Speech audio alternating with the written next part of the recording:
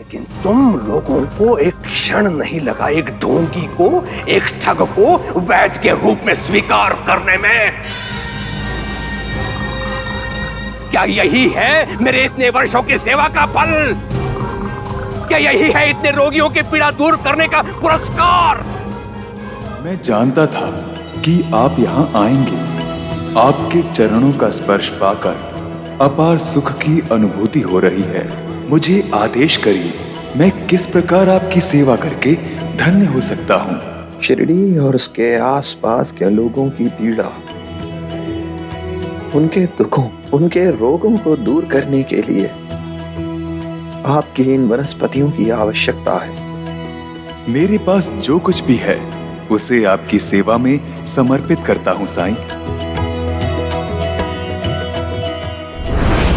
अपने खाने पीने का ख्याल रखिएगा और कोशिश कीजिएगा कि कल गांव में जो पूजा है उससे पहले आप आ जाएं। हाँ, मैं सामान बेच के जल्दी आ जाऊंगा, तुम चिंता मत करो।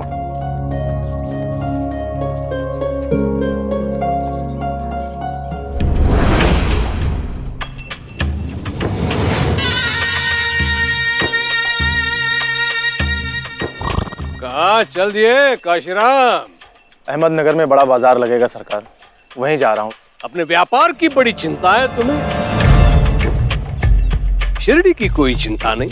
सरकार, व्यापारी का तो धर्म है व्यापार करना। धर्म पर मुझे उपदेश दे रहा है तो काशीराम?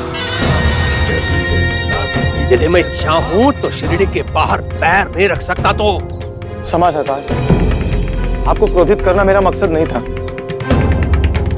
सरकार, यज्ञ के लिए जिस चंदे की मांग की गई है मैं आज शाम को ही भिजवा दूंगी सरकार।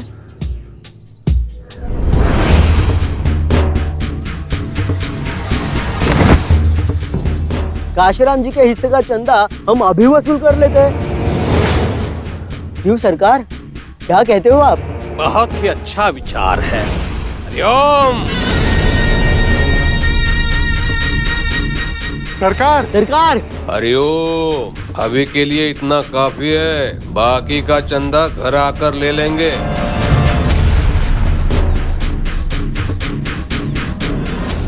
काशीराम, जाने की अनुमति दे रहा हूं। आकर भेंट देना ना भूलना, वरना बहुत दुखी हो जाऊंगा मैं। जी सर। हरिओम।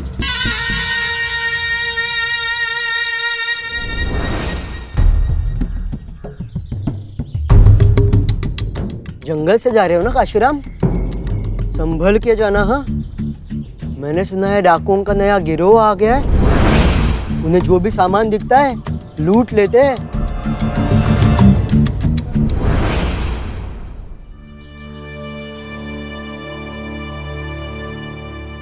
सुनिए, मत जाइए, मेरा मन बहुत घबरा रहा है। जोखिम तो उठाना पड़ेगा गोदा। ये बाजार साल में एक बार ही लगता है, व्यापार करने का अच्छा मौका है।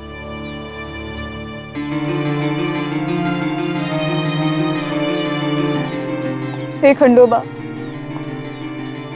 इनकी हर मुसीबत से रक्षा कीजिएगा। लोगों का जाना आना बंद होगा जंगलों से, तो हम डाकुओं का क्या होगा? दिन भर से कोई हाथ ही नहीं लगा। अगर आज कोई नहीं मिलता है तो हमें बाहर जाकर गांव ही लूटने पड़ेंगे। तुम लोग अगर अपनी बकबक बंद करके थोड़ा सतर्क रहते तो 2 दिन पहले जो चूक हुई थी वो नहीं होती। डाकुओं के हाथों से लोग अगर ऐसे ही बच के निकलते रहेंगे तो डाकुओं का डर ही निकल जाएगा।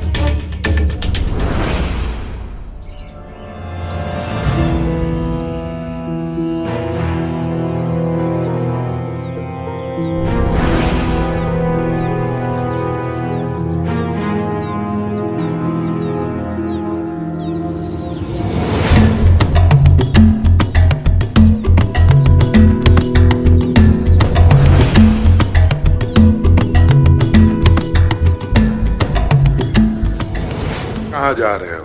आगे वो ही जा सकते हैं जिनके कर्म अच्छे हों। भेंट लाए हैं सरकार के लिए और आप लोगों के लिए भी। कर्म अच्छे नहीं है तो क्या हुआ अंता जी, अपने लिए भेंट तो लाए हैं ना। लाओ जाओ अंदर में, आराम से जाना। हाँ,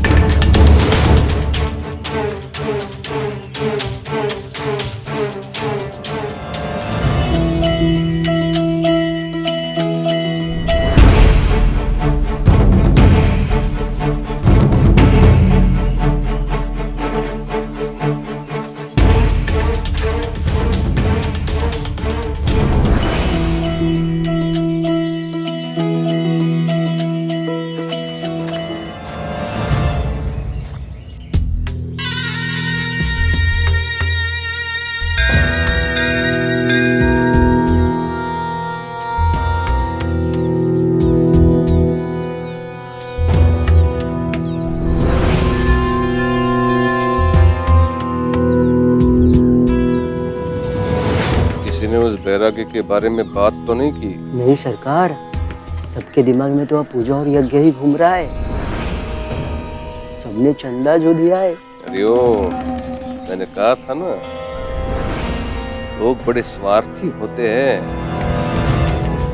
खुद पर आए तो दूसरों के बारे में नहीं सोचते हैं। आप महान हो सरकार, पूरे शिरडी के एकमेव पालनहार आप ही तो हो। हरिओम।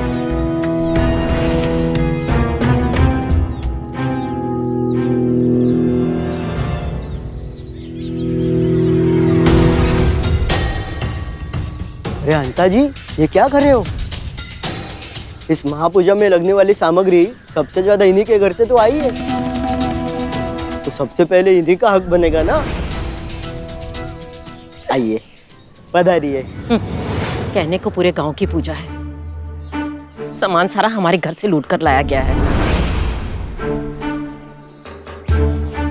पाप किसी का ढूंढना पड़ रहा है हमको। चल।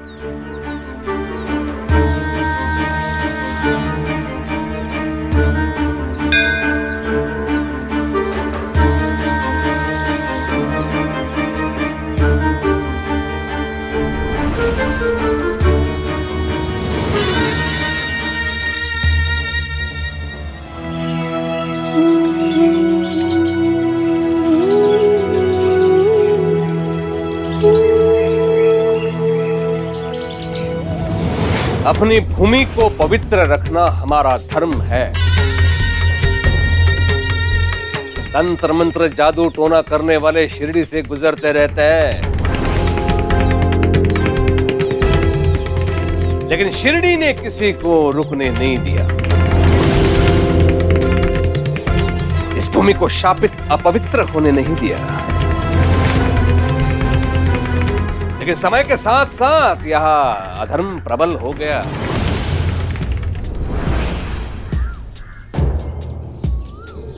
इस भूमि को नकारात्मक ऊर्जा से मुक्त रखने के लिए आज हम अग्निदेव को प्रसन्न करेंगे,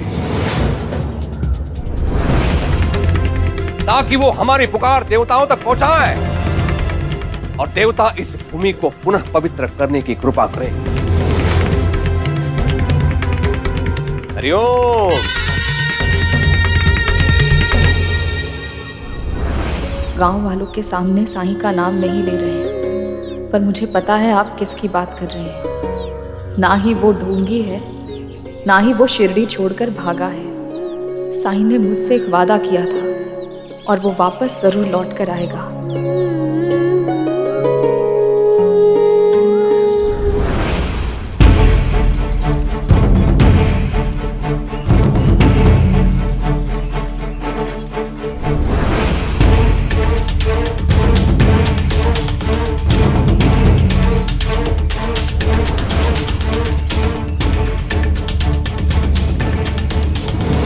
तुम फकीर लग रहा है, इसके पास क्या मिलेगा? आजकल फकीर ही बहुत कुछ छुपा के रखते हैं। इसके पास कुछ ना कुछ मिलेगा, अगर नहीं मिला तो मरेगा बेचारा। इसे मारकर क्या फायदा? भाई, लोगों में यह चेतावनी जाना जरूरी है कि जब भी डाकू मिले उससे बचने के लिए उनके हाथ में धन होना चाहिए। इसके बाद कोई भी यहाँ से गुजरेगा खाली हाथ नहीं गुजरेगा। चलो।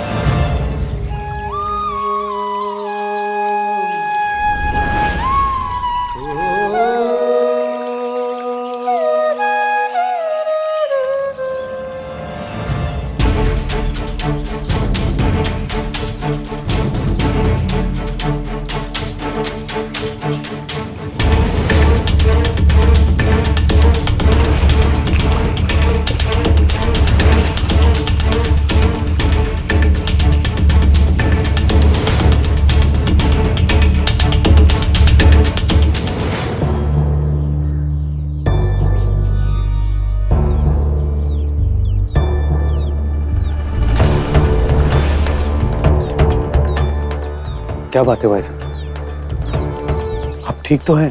पता नहीं, अजीब सी बेचैनी हो रही है।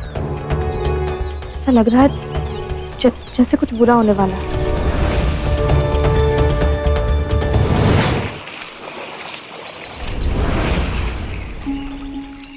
कहाँ भटक रहे हो?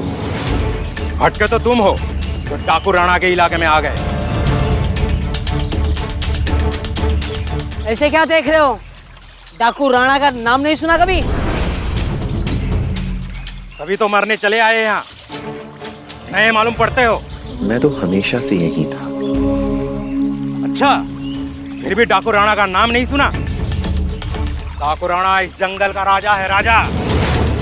वही फैसला करता है इस जंगल में कौन जिएगा कौन मरेगा। लोग उनके नाम से कांप उठते हैं। चलो निकालो जो भी तुम्हारे पास, सामने रख दो। देने के लिए अमूल्य धन है मेरे पास, लेकिन उसे सामने नहीं रखा जा सकता, उसे स्पर्श नहीं किया जा सकता, उसे देखा नहीं जा सकता, उसे केवल महसूस करना होता है, आत्मसात करना होता है। दगड़ू, सरजा, लेकर आओ उसे। लो, आ गया बुलावा। डाकू राणा का बुलावा मतलब यम का बुलावा। वो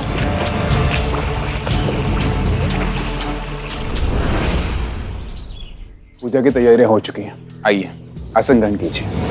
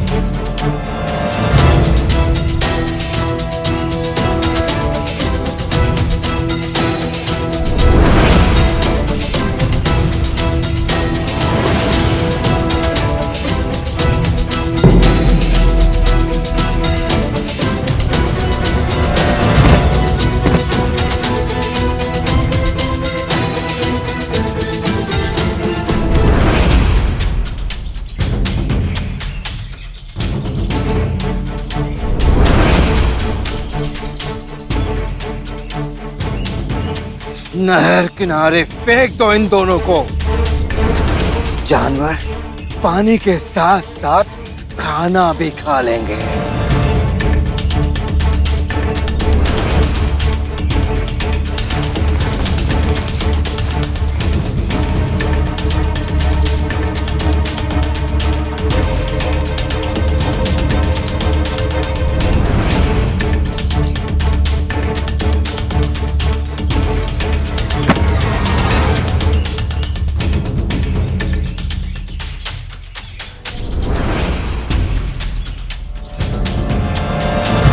इस जंगल में रक्त और वक्त सिर्फ राणा की मर्जी से बहता है।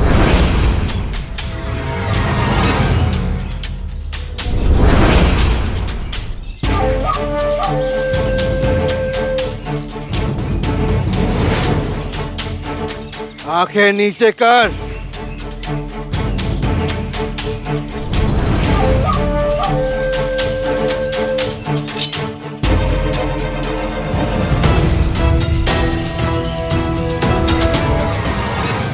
साईं, जरूर मेरी ये घबराहट साईं के लिए है।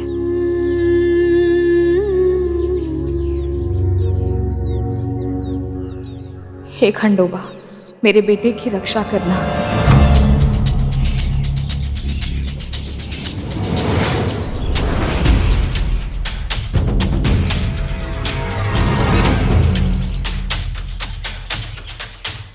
अपने सच की रोशनी से डरते हो या झूठ के अंधकार से?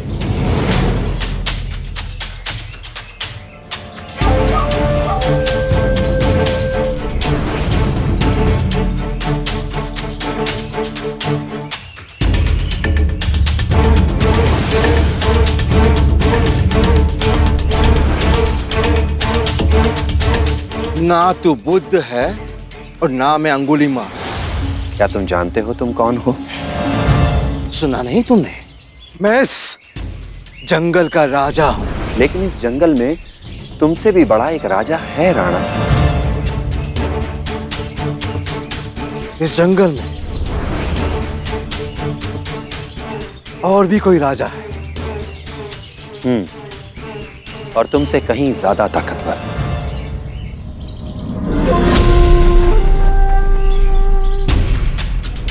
अगर ये बात सच हुई तो मैं तुम सबको मार दूंगा। नहीं नहीं सरदार, ऐसा हो ही नहीं सकता। इस जंगल में आपके सिवा कोई दूसरा राजा हो ही नहीं सकता। जंगल का पत्ता पत्ता आपके नाम से कांपता है। मेरे आदमी इस जंगल का चप्पा चप्पा जानते हैं। लेकिन अगर तुम किसी को नहीं जानते तो इसका मतलब ये तो नहीं कि वो है ही नहीं। ठीक है, तो आज मिलवाओ मुझे। कहाँ है वो? यहीं, हमारे बहुत पास।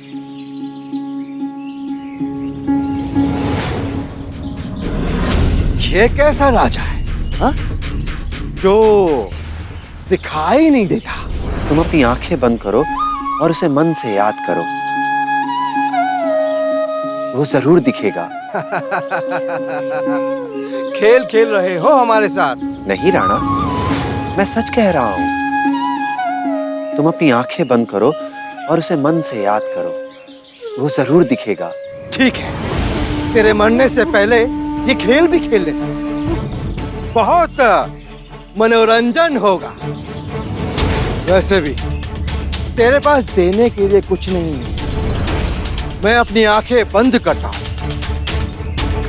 मेरे मन की आंखों में अगर वो राजा दिख गया तो बहुत अच्छा, लेकिन अगर वो राजा नहीं दिखा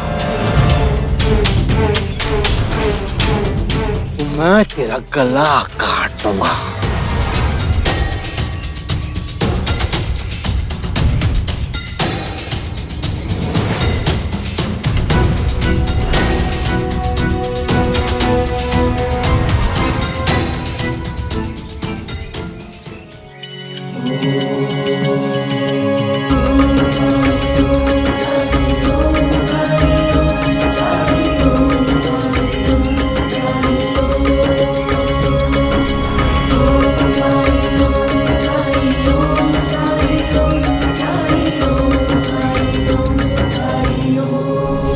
कहाँ है तेरा राजा? मुझे दिखाई क्यों नहीं देता?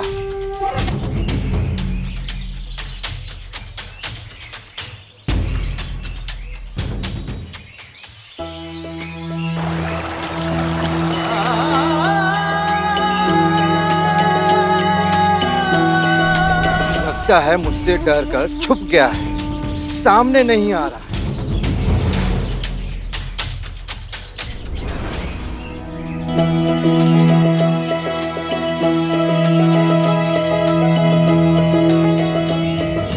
मुझे बेवकूफ बनाने की कोशिश में तेरा गला कटने वाला है।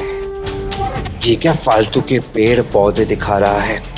अब तू खेल हार गया है, अब इसकी सजा मिलेगी।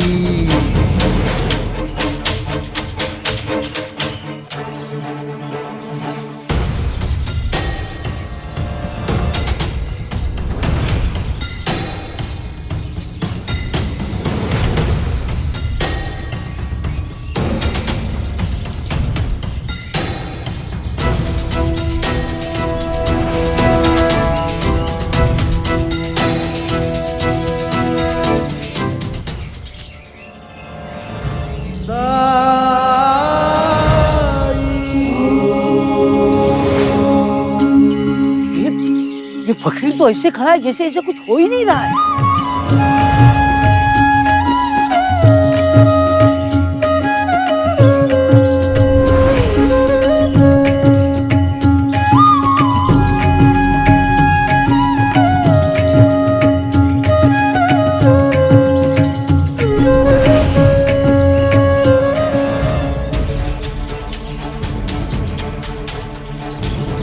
राणा की कुल्हाड़ी किसी को छू भी जाए तो खून की नदियां बहा देती है। फिर इसके शरीर से खून की एक भी बूंद कैसे नहीं बही?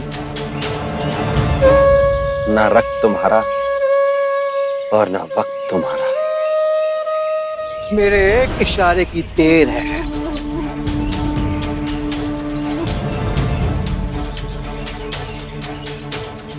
अब बोल, राजा कौन?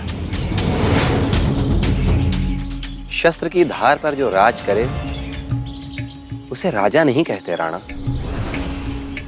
राजा तो वो है जो अपनी प्रजा की सेवा करे, उनकी रक्षा करे, भयभीत नहीं बल्कि अपनी प्रजा को भय मुक्त कर दे। उनसे कुछ ले नहीं बल्कि अपना सब कुछ अपनी प्रजा को दे दे।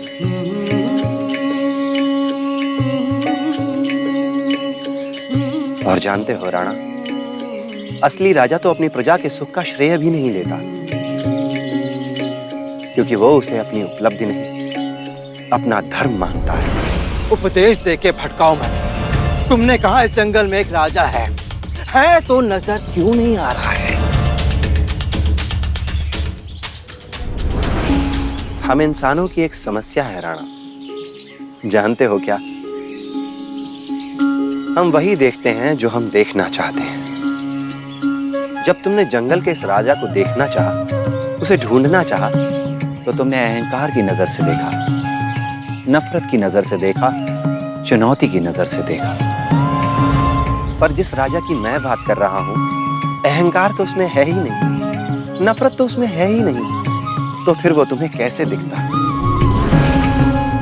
आदर्श राजा वो है जिसकी करुणा, जिसकी अच्छाई, जिसका प्रेम राज्य के कण कण में प्रजा के उद्धार में साफ नजर आए, जो प्रजा के सम्मान, प्रजा की सुरक्षा, प्रजा के सुख में साफ प्रतिबिंबित, परिभाषित, वही राजा है।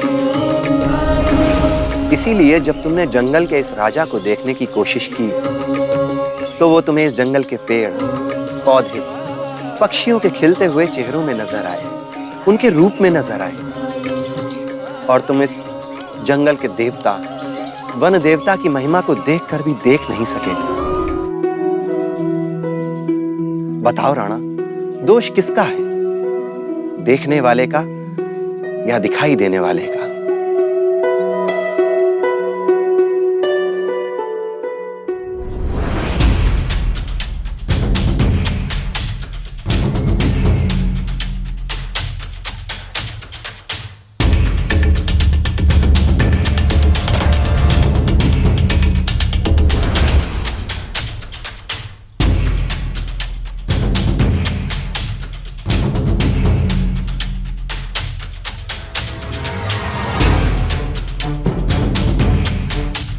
हाथ पे ये चोट कैसे लगी? छोड़ो मेरा हाथ।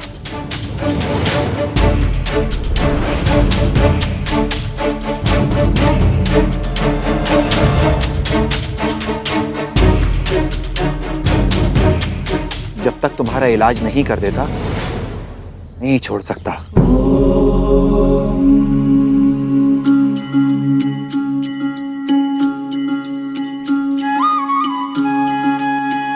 बैठो यहां। हाथ छोड़ो मेरा। मैंने कहा यहां बैठो।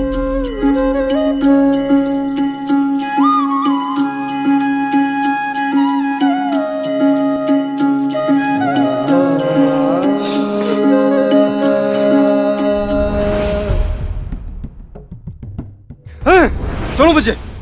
न इलाज चाहिए न तुम्हारी कृपा। कौन हो तुम? क्या कर रहे हो तुम मुझे? जाओ, माफ किया तुम्हें। चले जाओ ऐसे। चलो सब ऐसे जाओ।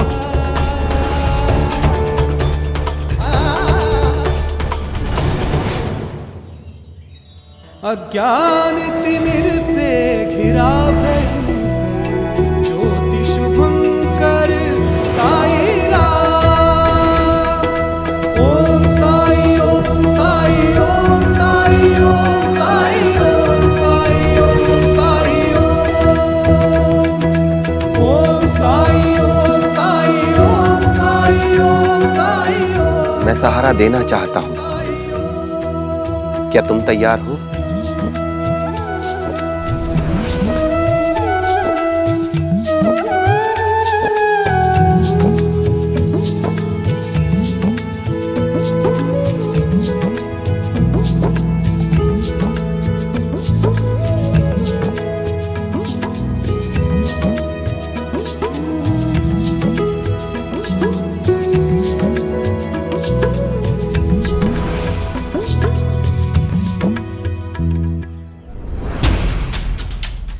किरदार तो वापस फकीर की तरफ खींचे चले जा रहे हैं।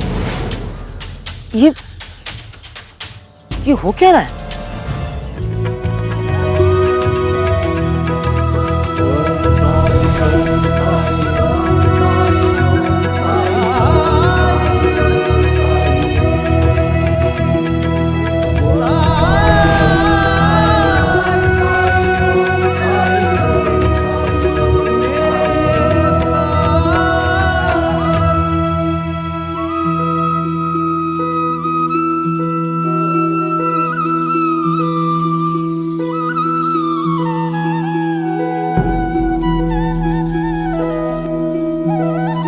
अपने साथी का ख्याल नहीं रखते हो। अगर सही वक्त पर इलाज ना हो तो सड़न के कारण यह हाथ किसी काम का नहीं रहेगा।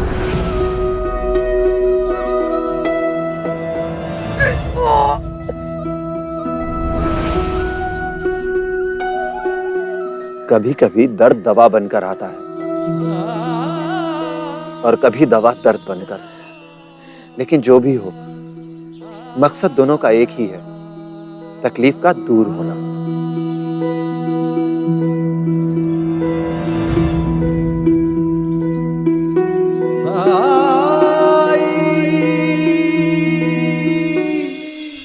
अब हम सब प्रार्थना करेंगे ईश्वर से।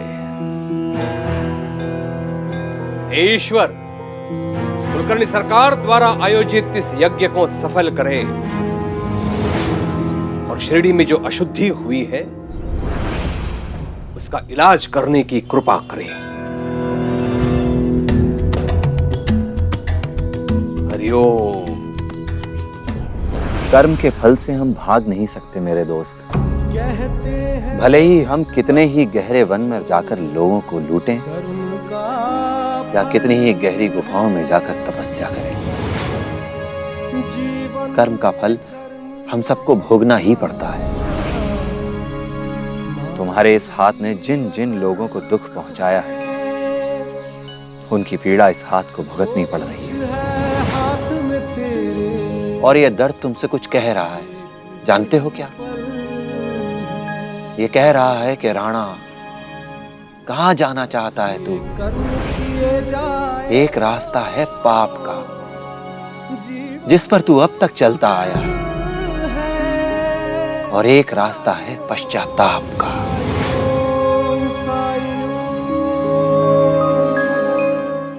अग्नि प्रज्वलित कीजिए। ओम महाज्वालाय विद्महे अग्निमध्याय धीमहि तन्नो अग्नि प्रचोदयात्।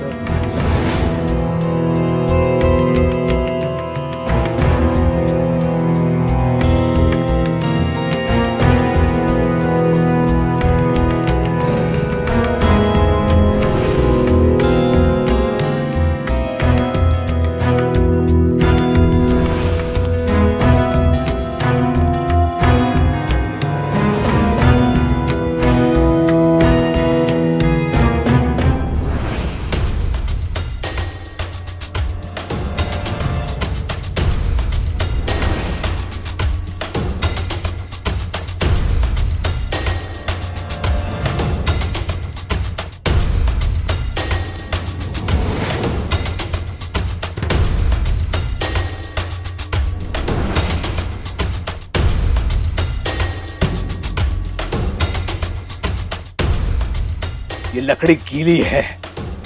कौन लाया ये लकड़ी? धर्म के कार्य में बाधा उत्पन्न करने वाले को 100 कोड़े पड़ने चाहिए। बुलाओ उसे। लकड़ियां तो सूखी हैं।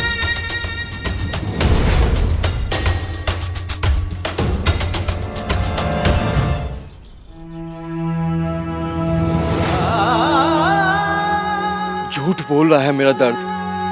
पश्चाताप का रास्ता मेरे लिए कब का बंद हो चुका।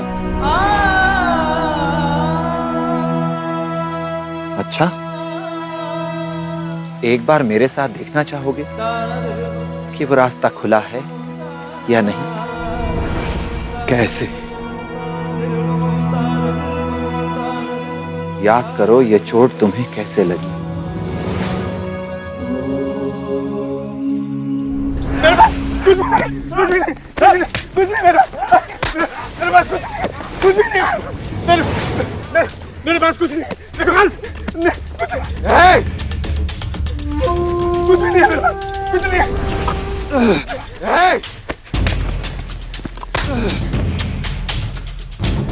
मेरे पास कुछ नहीं मेरे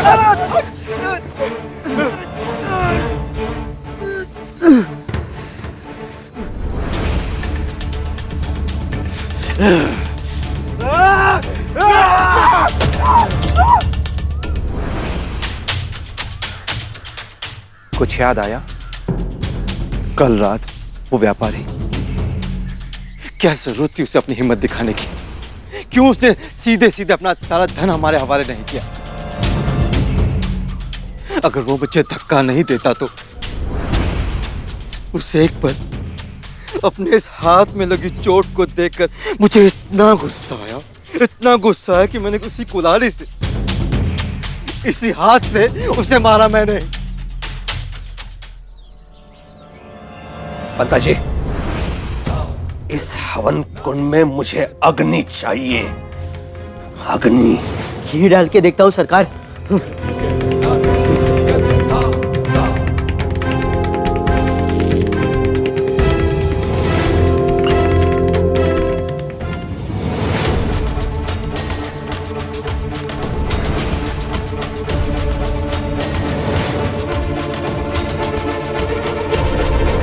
हवन कुंड में आग का न जलना यह अच्छा संकेत नहीं है।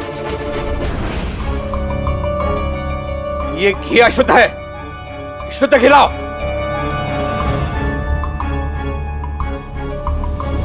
डालो।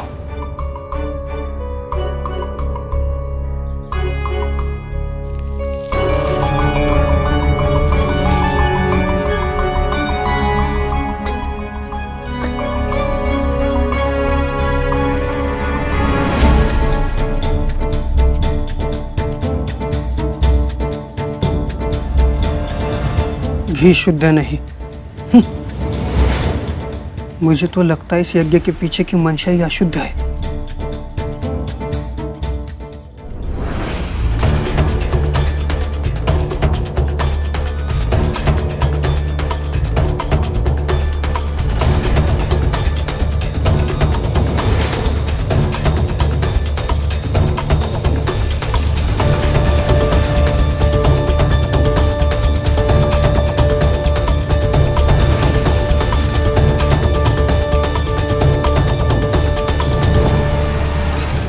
खंडोबा ने एक माँ के विश्वास की लाज रखी है आज, और अग्निदेव ने प्रकट ना होकर ये सिद्ध कर दिया है कि साईं को उनका भी आशीर्वाद प्राप्त है। तन के रोगों के लिए औषधि तो इस वन में मिल जाएगी, लेकिन मन के रोग जैसे क्रोध, भय, ईर्ष्या, अहंकार, इन रोगों के इलाज की औषधि तो इंसान के अंदर, उसके मन में उपजती है।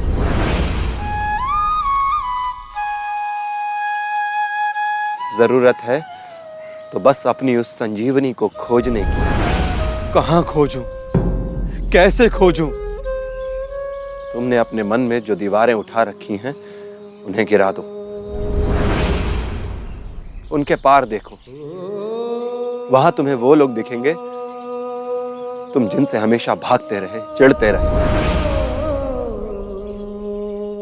क्योंकि वो लोग तुम्हें हमेशा भलाई के रास्ते पे लाने की कोशिश किया करते थे। जैसे तुम्हारी माँ।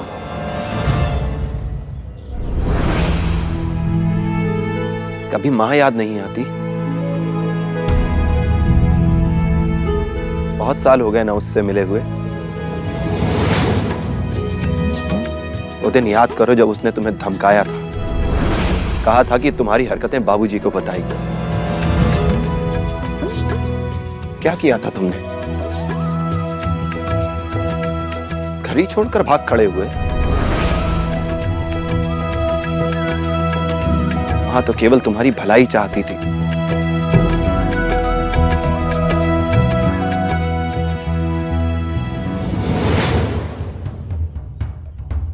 ये क्या हो रहा है सरकार? कुछ कीजिए, तो लोगों का आप पर से विश्वास उड़ जाएगा।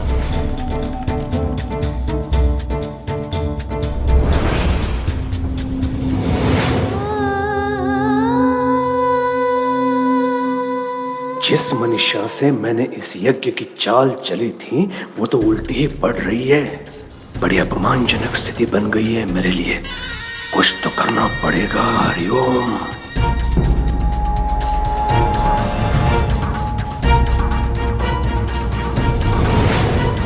आप सब लोग ये सोच रहे होंगे कि ऐसा क्या अपशकुन हो गया है जो अग्निदेव प्रकट ही नहीं हो रहे हैं।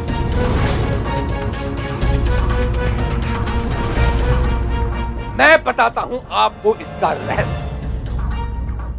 शुभ कार्य में सब शुद्ध मन से सम्मिलित हो तो ही वो कार्य संपन्न होता है। लेकिन यहां एक स्त्री है जिन्हें शिरडी की शुद्धि चाहिए ही नहीं। हम यहां सब प्रसन्न हैं लेकिन ये दुखी खड़ी है, आंसू बहाती हुई, जैसे हम सब शत्रु हैं शिरडी के। जैसे शिरडी की भलाई का उत्तरदायित्व तो केवल इनका है। मेरे आंसुओं का कारण आप नहीं समझेंगे, क्योंकि ये आंसू प्रमाण है किसी की निर्दोषता के, किसी की निश्चलता के, किसी की पवित्रता के। अरे इसे चुप रहने के लिए कहेगा कि नहीं?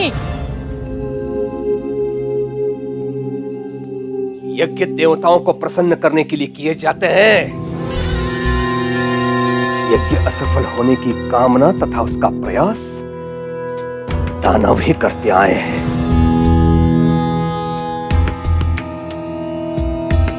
मुझे लगा आप सब लोग शिरडी का भला चाहते हो, इसलिए मैंने सबको आमंत्रित किया। लेकिन ये मेरी भूल थी। लेकिन अब मैं ये यज्ञ नहीं करूंगा।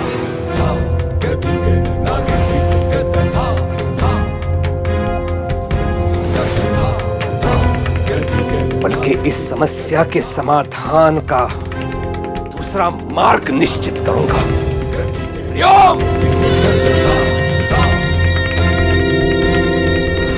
अपनी पत्नी की आड़ में छुपकर मुझ पर वार किया है आपने अप्पा जी, ये मैं कभी नहीं भूलूंगा। हरिओम।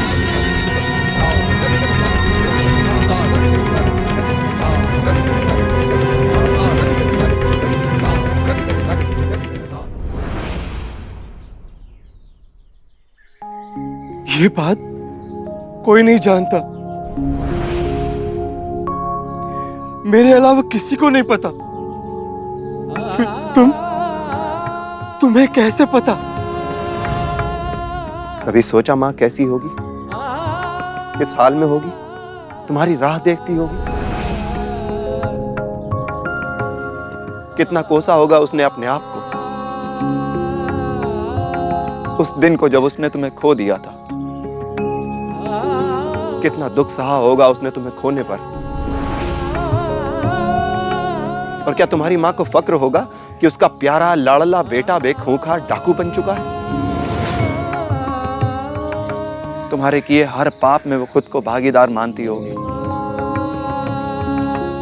जितना दुख तुम्हें है, जितनी तकलीफ तुम्हें है, उससे कहीं ज्यादा तकलीफ तुम्हारी मां को है। एक तो तुम्हारी तकलीफ, ऊपर से तुमने जिन लोगों को लूटा मारा, उनकी तकलीफ भी सहेगी वो। राणा, तुम्हारे नाम से लोगों की नींद उड़ जाती है ना, लेकिन वहां तुम्हारी मां तुम्हारी चिंता में सुध बुध खोकर बैठी होगी। संसार में किसी को भी दुख देना पाप है, लेकिन माँ बाप को दुख देने से बड़ा पाप कुछ हो सकता है क्या? पश्चाताप आसान नहीं होगा तुम्हारे लिए, लेकिन अगर तुम कोशिश भी करना चाहते हो तो मैं तुम्हारा स्वागत करता हूं।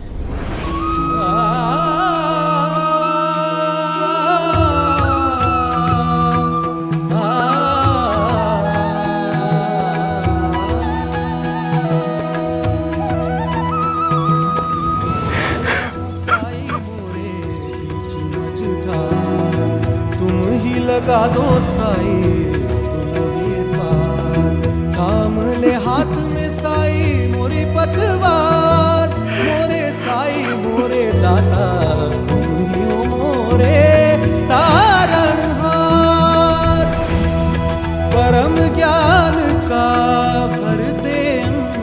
चारों तरफ अंधकार ही अंधकार है मेरे। मुझे इस अंधेरे में अकेला छोड़ के मत जाइए। रोशनी तक का रास्ता दिखा दीजिए मुझे। जब तुम्हें अपने अंधेरे का एहसास हो गया तो यहाँ से रोशनी तक का रास्ता तुम्हें ढूंढना है, तुम्हें तय करना है। और तुम्हारी यही तलाश तुम्हारे पश्चाताप की यात्रा बनेगी। मैं तो सिर्फ तुम्हें तुम्हारा पहला कदम बता सकता हूं। हथियार फेंक दो, लोगों को लूटना बंद करो। शुरुआत तो यहां से कर सकते हो ना।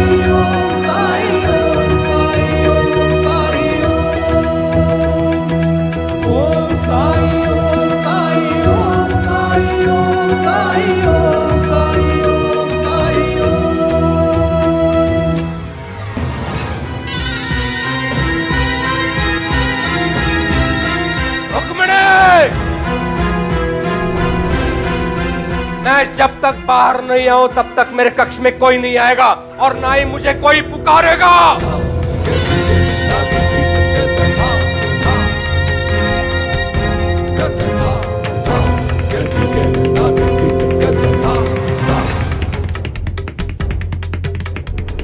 गाँव वालों, देखो इनको क्या हो गया, देखो इनको।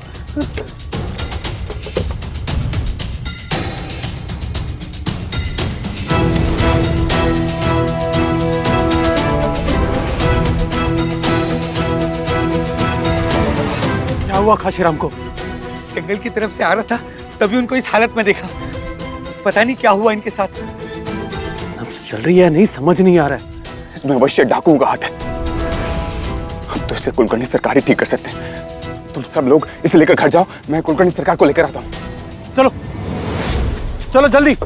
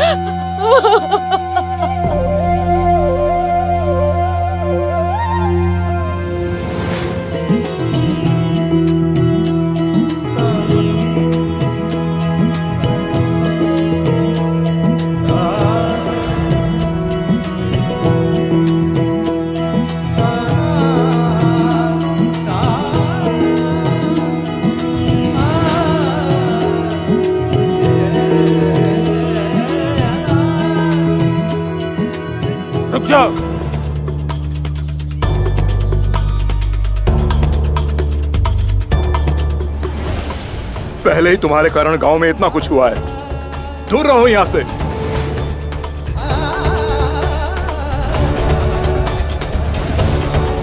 मैं यहाँ इलाज करने आया हूँ। शिरडी के वैद्य कुलकर्णी सरकार हैं, वही करेंगे मेरे भाई का इलाज। कुलकर्णी सरकार अभी नहीं आ पाएंगे। लेकिन और इंतजार किया तो काशीराम के प्राण निकल जाएंगे। हाँ, अब खून भी कितना बह चुका है।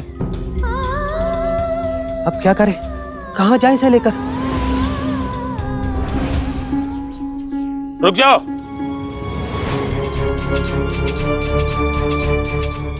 मैंने कहा ना मेरे भाई से दूर रहो।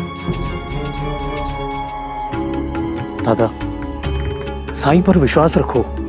काशी के इलाज के लिए मैं सिर्फ और सिर्फ कुलकर्णी सरकार पर विश्वास करूंगा। मैं उनका इंतजार करूंगा। ये मेरा फैसला है। कोई और मेरे भाई का इलाज नहीं करेगा। दादा, काशी के पास इतना वक्त नहीं है कि वो आपके विश्वास की परीक्षा दे। स्थिति को समझिए दादा, भावुक होने की कोई जरूरत नहीं है। आपको कुलकर्णी सरकार के लिए रुकना है तो आप रुकिए, पर तब तक साई को इलाज करने दीजिए काशी का।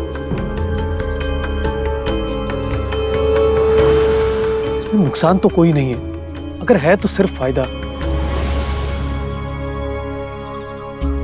आइए साई।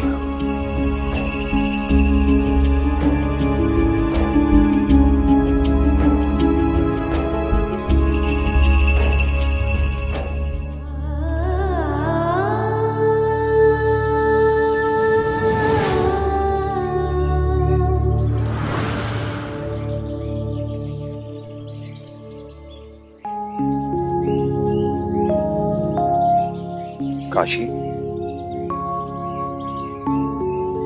काशी, उठो काशी। मैं जानता हूं तुम हार नहीं मानना चाहते। मैं जानता हूं कि तुम अपनी पत्नी, अपने परिवार, अपने भाई और इस शिरडी से बहुत प्यार करते हो। मैं जानता हूं कि तुम्हारे कितने काम अधूरे पड़े हैं जिन्हें तुम्हें ही पूरा करना है। लेकिन तुम्हारा यह शरीर साथ नहीं दे रहा है। बहुत गहरी चोट लगी है ना काशी? हार मत मानो, हिम्मत से काम लो, हौसला रखो। अपने इस शरीर से हार मत मानो। कुलकर्णी सरकार ने क्या कहा था भूल गए क्या? साई प्रकृति के नियमों के साथ में खिलवाड़ कर रहा है और उसका हर्जाना पूरी शिरडी को भुगतना पड़ेगा। अभी मुझे डर तो इसी बात का लग रहा है, कहीं साई के इलाज करने से एक और मुसीबत ना खड़ी हो जाए हम सबके लिए।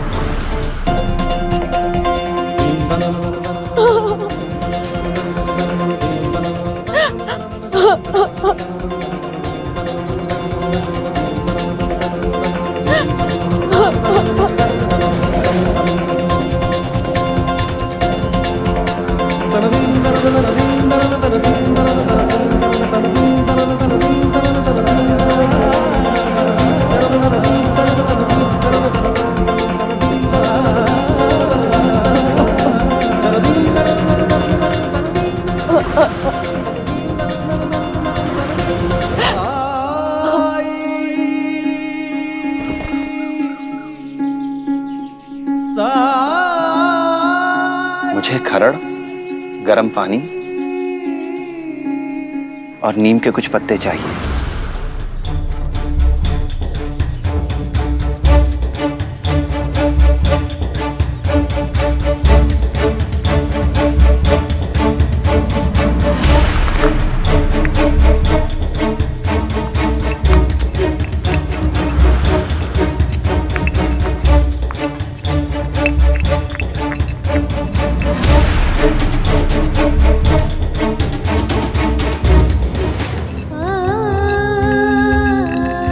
पाखंडी को मिलने के लिए घर से एक कदम भी निकाला तो तुझे तात्या की सौगंध है।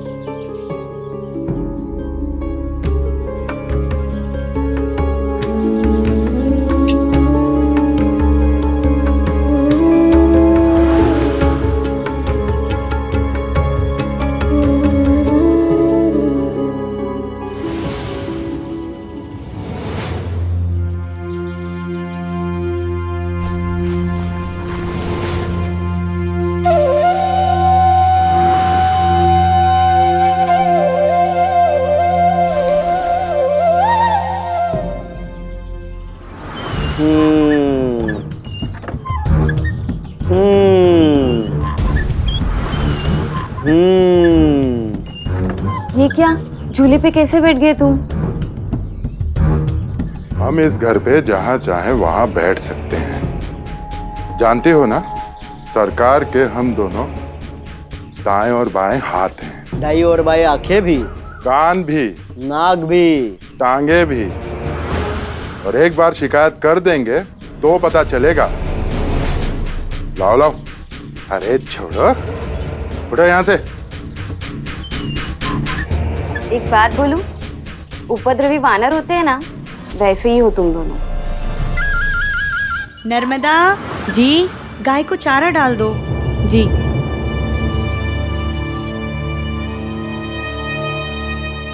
कौन आया था? किस पे चिल्ला रहे थे?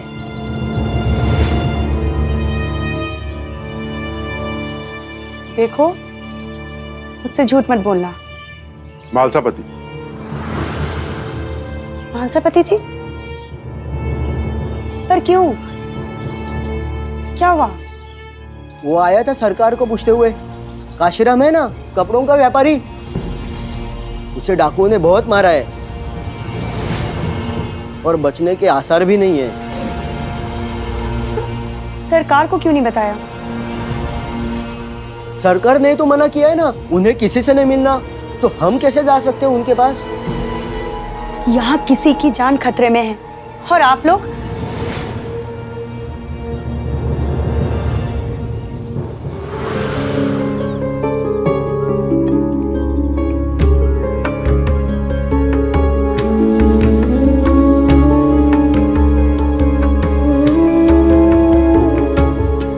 अगर मेरे भाई को कुछ हुआ तो देख लेना।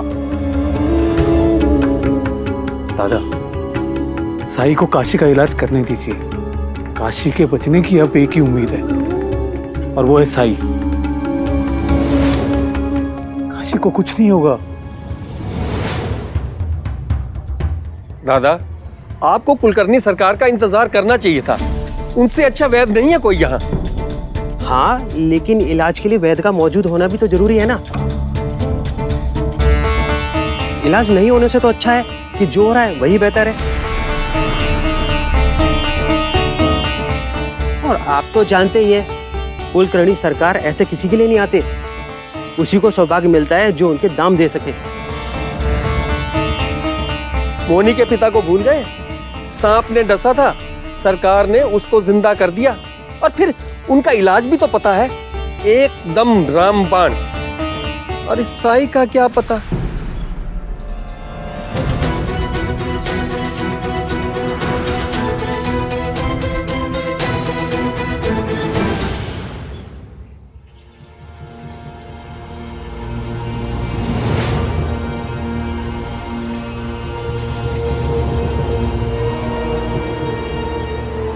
एक तरफ इनका क्रोध, दूसरी तरफ काशी के प्राण।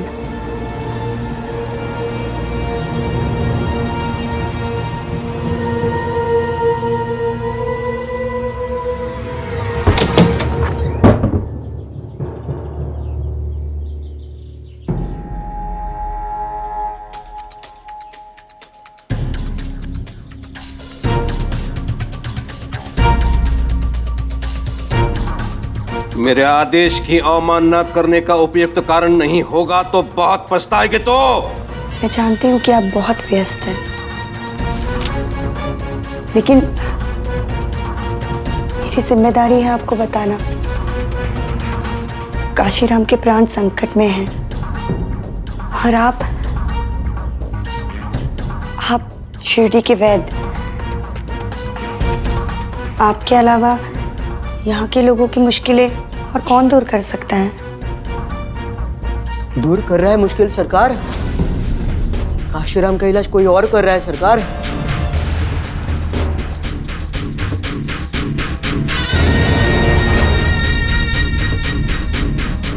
कौन? पता नहीं, पर कोई तो है जो उसका इलाज कर रहा है।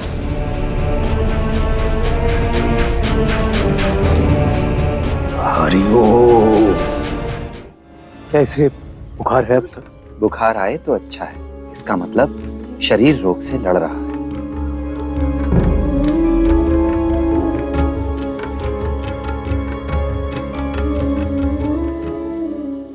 मेरा विकल्प ढूंढने का दुस्साहस कैसे कर लिया इन लोगों ने। इसका मूल्य चुकाना पड़ेगा शिरडी वासियों को देख लेना। लेकिन उससे पहले उस वैद को कोड़े मार के निकलवा दूंगा शिरडी के बाहर। हरिओम हरिओम।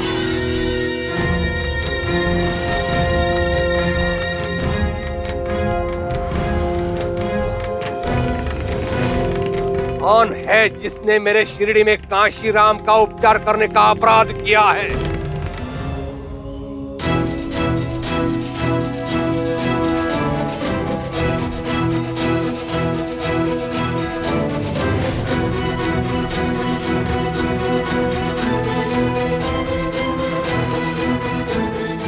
धुआं अपने आप कम हो जाएगा।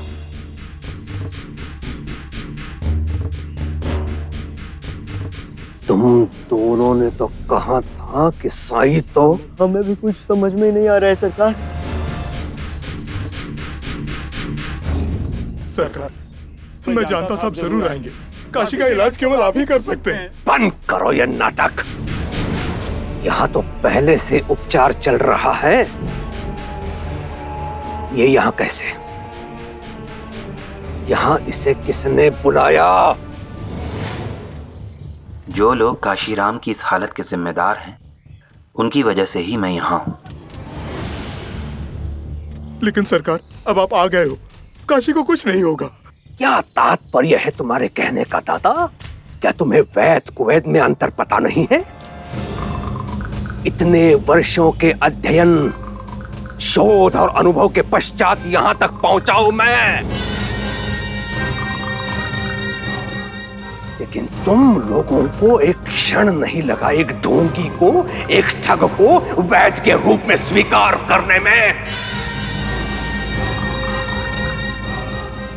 क्या यही है मेरे इतने वर्षों की सेवा का फल? क्या यही है इतने रोगियों की पीड़ा दूर करने का पुरस्कार?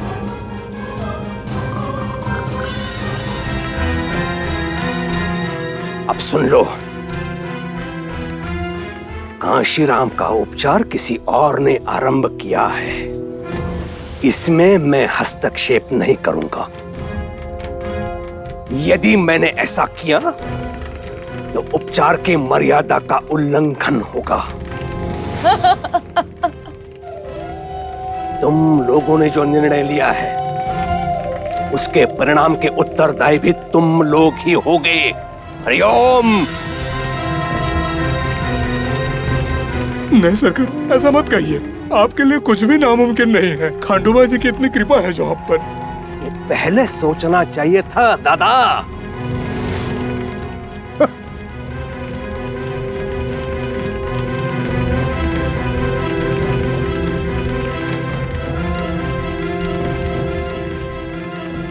इसे जो लेप लगाया गया है इससे लाभ नहीं बल्कि हानि पहुंचा चुका है काशीराम को दादा। मुझे वेखंड चाहिए। वेखंड? इस उपचार में वेखंड? अद्भुत। घर में वेखंड नहीं है साई। प्याज तो होगा। हाँ, वेखंड नहीं है तो कांदा लाओ, कांदा नहीं है तो अदरक लाओ, अदरक नहीं है तो हरी मिर्च लाओ, हरी मिर्च नहीं है तो कोथिमीर लाओ। लाओ लाओ, घर में जो भी है लेके आओ।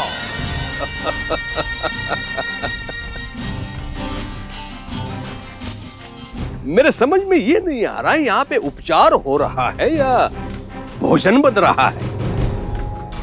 हरिओम। लेकिन कुछ भी हो, काशीराम की खिचड़ी बहुत अच्छी बन रही है। काशीराम को ये औषधि चटानी है।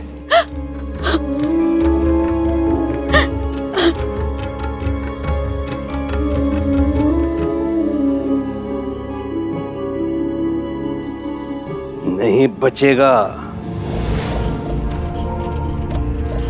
तेरे ढोंग से ये नहीं बचेगा, देख लेना।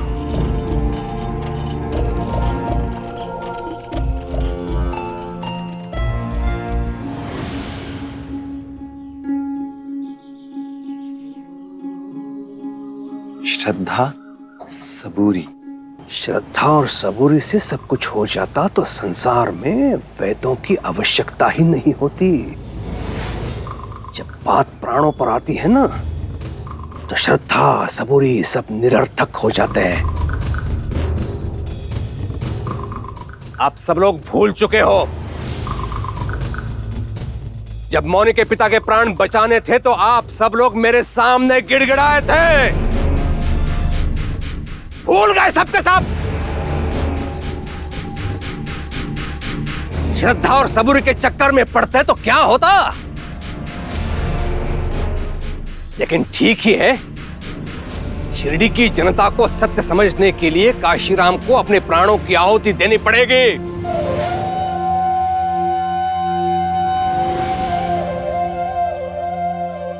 काशीराम का समय अभी पूरा नहीं हुआ है और ना ही उसके शरीर का उद्देश्य पूरा हुआ है।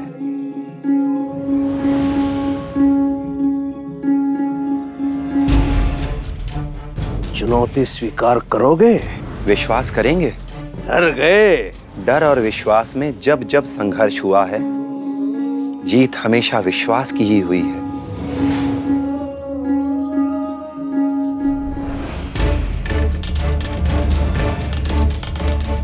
अपने वेद, अपने ज्ञान, अपने विवेक की उपेक्षा कर तंत्र मंत्र करने वाले पर विश्वास करो। मूर्ख समझा है मुझे केवल अपने अनुभव पर विश्वास है, और मेरा अनुभव तेरी कल्पना से कहीं अधिक है। फिर भी सीमित ही है। फकीर,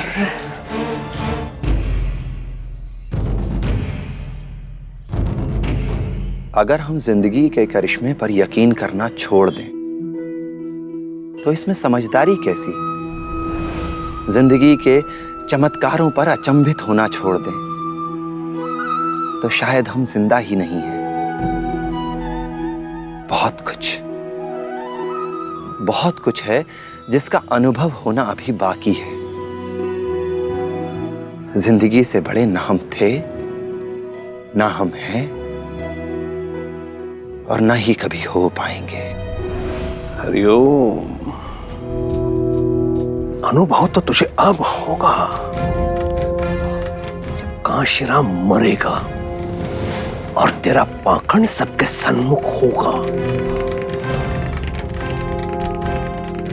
धक्के मार कर निकालेंगे यही लोग तुम्हें शिरडी से, देख लेना।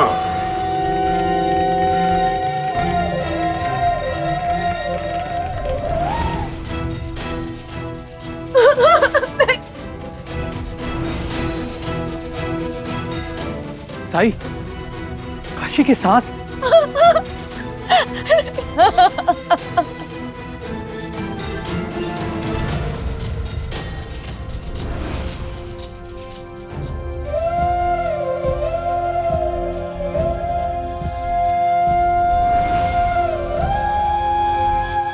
अब आप ही कुछ कीजिए, मेरे काशी को बचा लीजिए सरकार, मैं आपके पांव पड़ता हूँ। नाटक बनकर। साईं के उपचार में तुम्हारी छुपी मंशा दिखाई दे रही है मुझे। काशी की मृत्यु के पश्चात उसकी संपत्ति हड़पने की मंशा।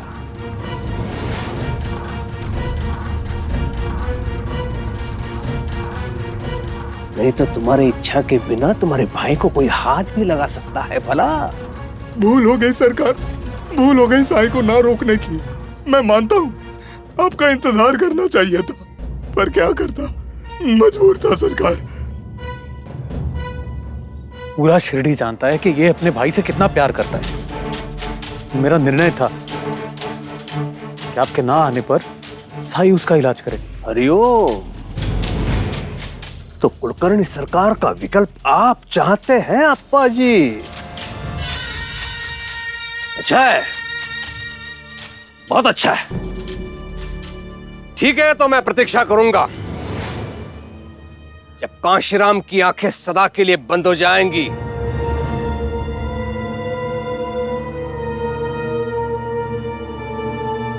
तभी सबकी आंखें खुलेंगी। हरिओम।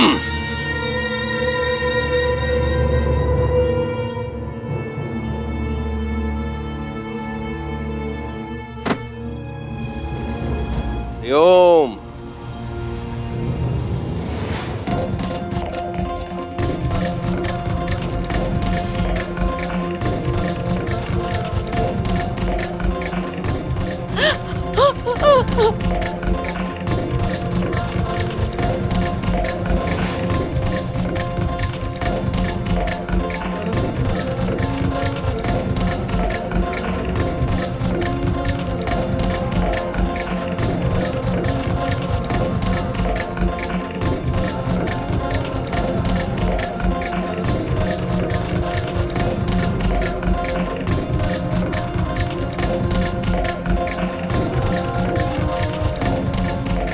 काशी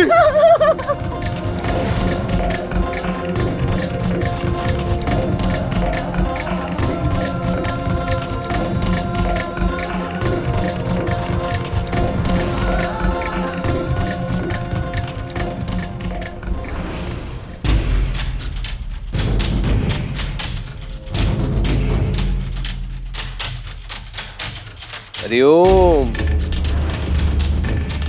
क्या कहा था मैंने? हाँ, मेरे अनुभव पर मेरा पूरा विश्वास है। उल्टी सांसें ले रहा है वो, नहीं बचेगा, नहीं बचेगा।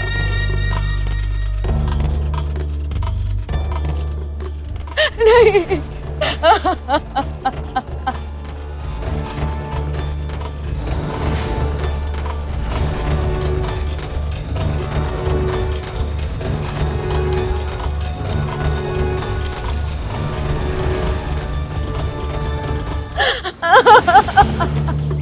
श्रद्धा और सबूरी पराजित हुए। हरिओम।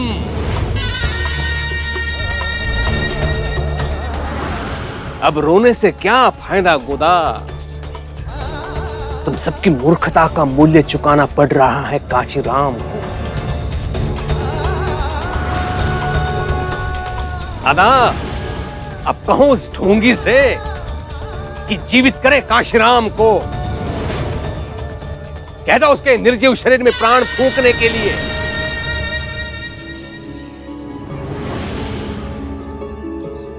गोदा, शोक उसका मनाया जाता है जो चला गया हो।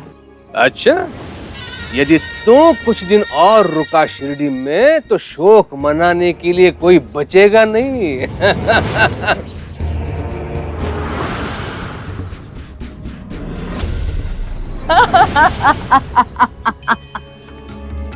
गोदा, तुम चलो अंदर चलो।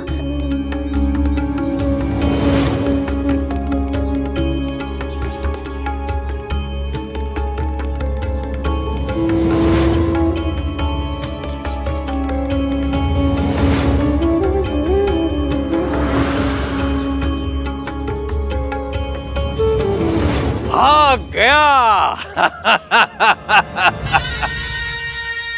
अपना झोला उठाकर भाग गया। एक दूसरे का मुंह ताकते रह गए तुम लोग। श्रद्धा और सबूरी का पाठ पढ़ाने वाला स्वयं श्रद्धा और सबूरी का पालन किए बिना भाग गया। हरिओम। अब मनाओ खुशी। इस पर विश्वास किया था आप लोगों ने, इस पर, इस कायर पर। जब बात नहीं बनी तो पलायन कर गया। तुम लोगों को अब भी समझ में नहीं आ रहा है कि हुआ क्या है। जब इस काशीराम की अर्थी उठेगी और उसके साथ राम नाम सत्य है, राम नाम सत्य है गूंज उठेगा, तब आप लोगों की आंखें खुलेगी।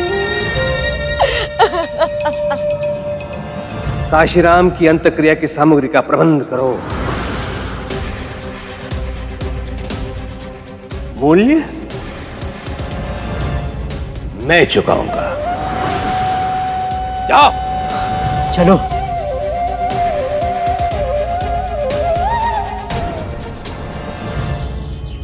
एक पत्नी के पास सिवाय उसके विश्वास पर कुछ भी नहीं होता, और उसी विश्वास का सूत्र है ये। एक विवाहिता स्त्री की ताकत, उसकी शक्ति, श्रद्धा और सबूरी की शक्ति।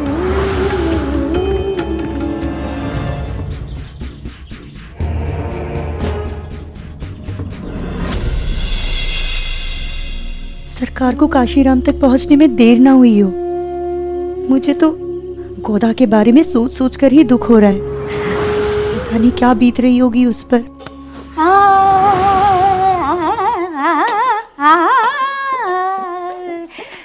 नर्मदा घी दो। अभी अभी गांव वालों को कुछ बातें करते सुना मैंने। लगता है आखिर गांव वालों की अक्ल ठिकाने आ ही गई। घी दो। क्या हुआ?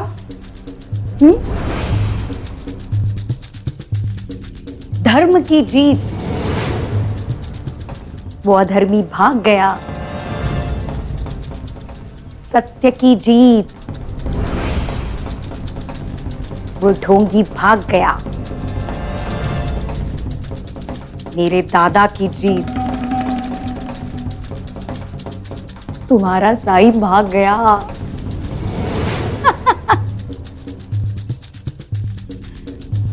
और काशीराम मर गया।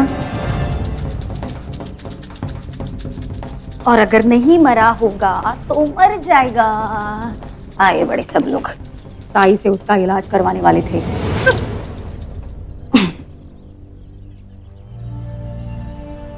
साई से इलाज से पहले तो वो लोग इनके पास ही आए थे। अगर यही समय पे नहीं पहुंचे तो इसका दोषी और कौन होगा? और अगर काशीराम जिंदा ना बचा तो ये जीत किसकी और कैसी? हाँ,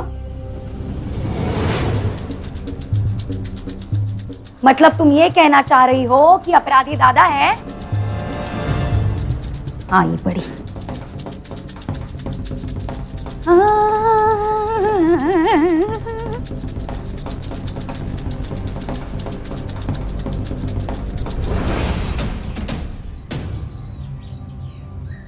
सरकार, आरती का सारा सामान लेकर आ गए। हरिओम, तैयारी करो। जी सरकार।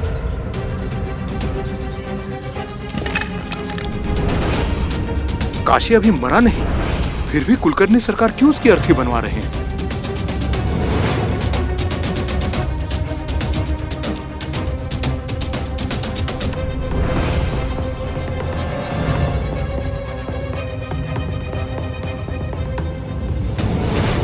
अर्थी तैयार है सरकार। हरिओम, देख क्या रहे हो? उठाओ काशी को। श्रद्धा सबूरी।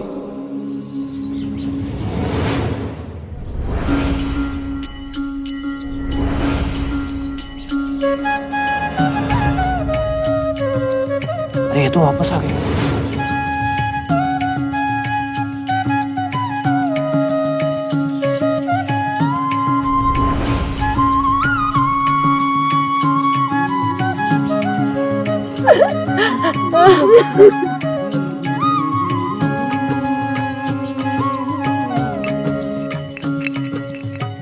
ज्ञानी लोग, तुम सबको नौटंकी अच्छी लगती है ना?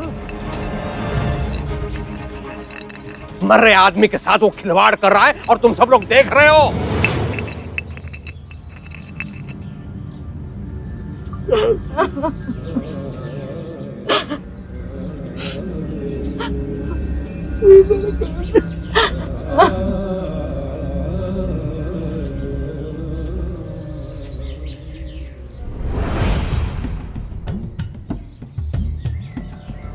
सरकार, बेलपत्र तो शरीर में फैले विष को बेअसर कर देता है। विष के निष्क्रिय होने का लाभ उसे मिलता है जिसके शरीर में प्राण शेष हो। पंता जी,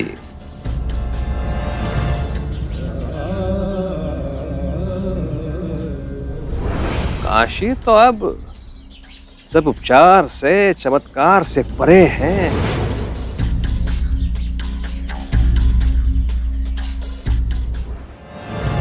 जब जीवन में दुख का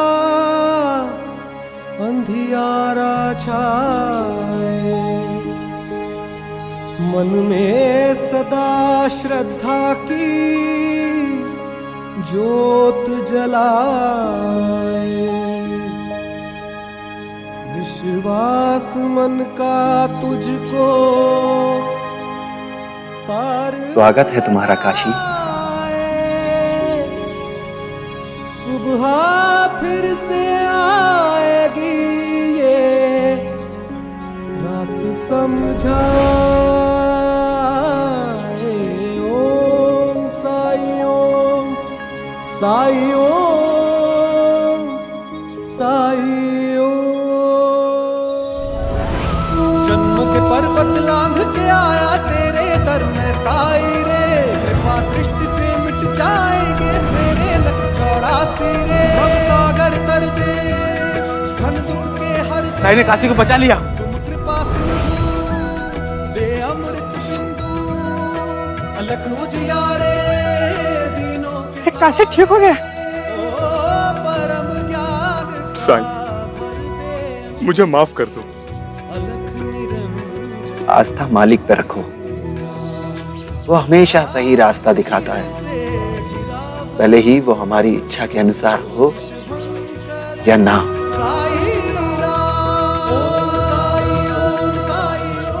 आज शिरडी के गरीबों को एक उम्मीद मिल गई, एक नया वैद्य मिल गया। एक ऐसा वैद्य मिल गया जो बिना मांगे इलाज करता है, जो बिना जाति धर्म देखे इलाज करता है।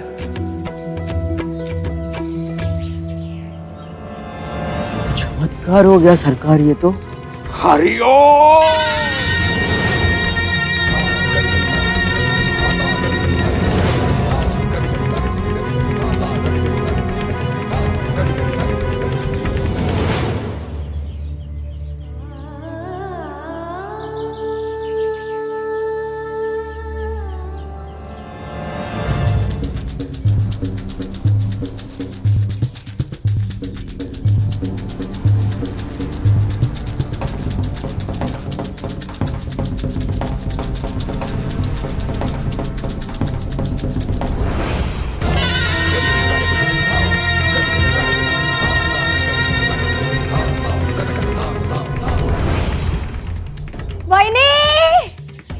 दादा आ गया।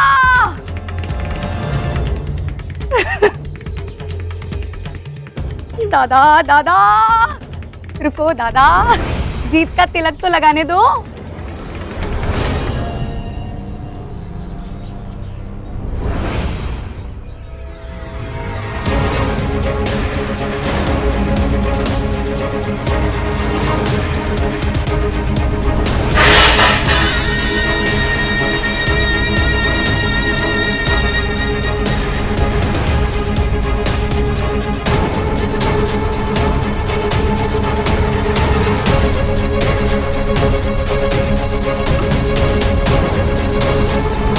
साईं, आप बिना कुछ खाए पिए काशीराम का इलाज करते रहे।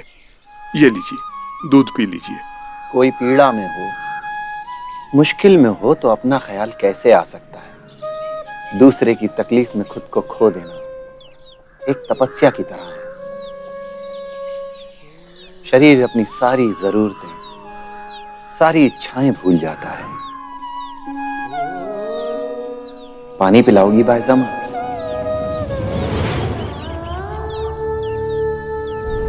उस पाखंडी को मिलने के लिए घर से एक कदम भी निकाला तो तुझे तात्या की सौगंध है।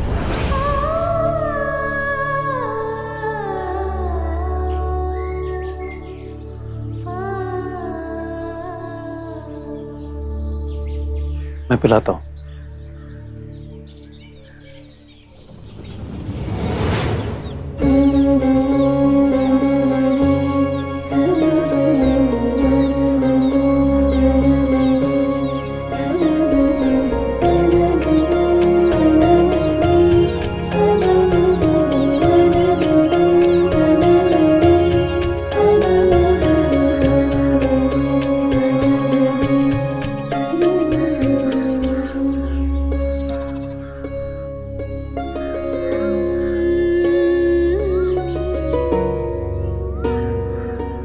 चलता हूं साई।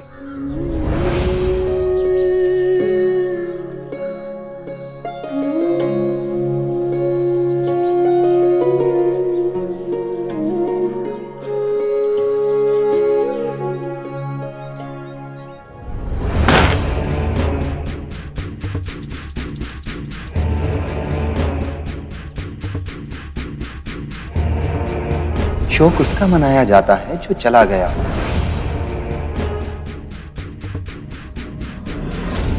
श्रद्धा सबूरी।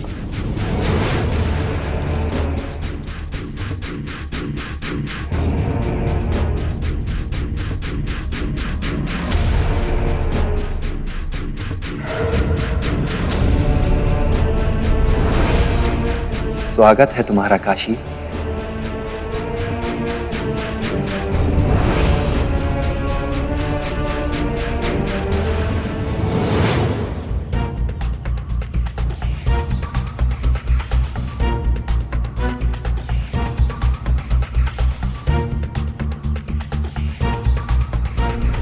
साई ने काशी को बचा लिया।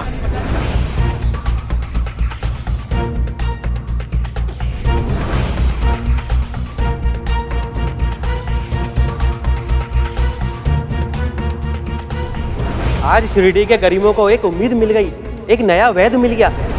एक ऐसा वैद्य मिल गया जो बिना मांगे इलाज करता है, जो बिना जाति धर्म देखे इलाज करता है। जो लोग काशीराम की इस हालत के जिम्मेदार हैं, उनकी वजह से ही मैं यहाँ हूँ।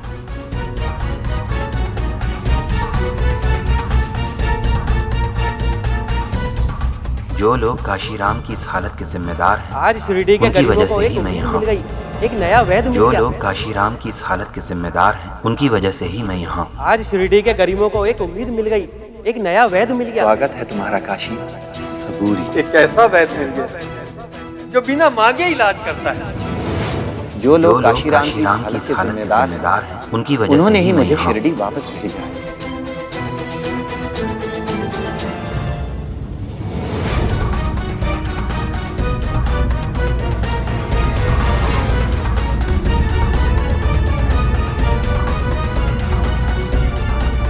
हरिओम।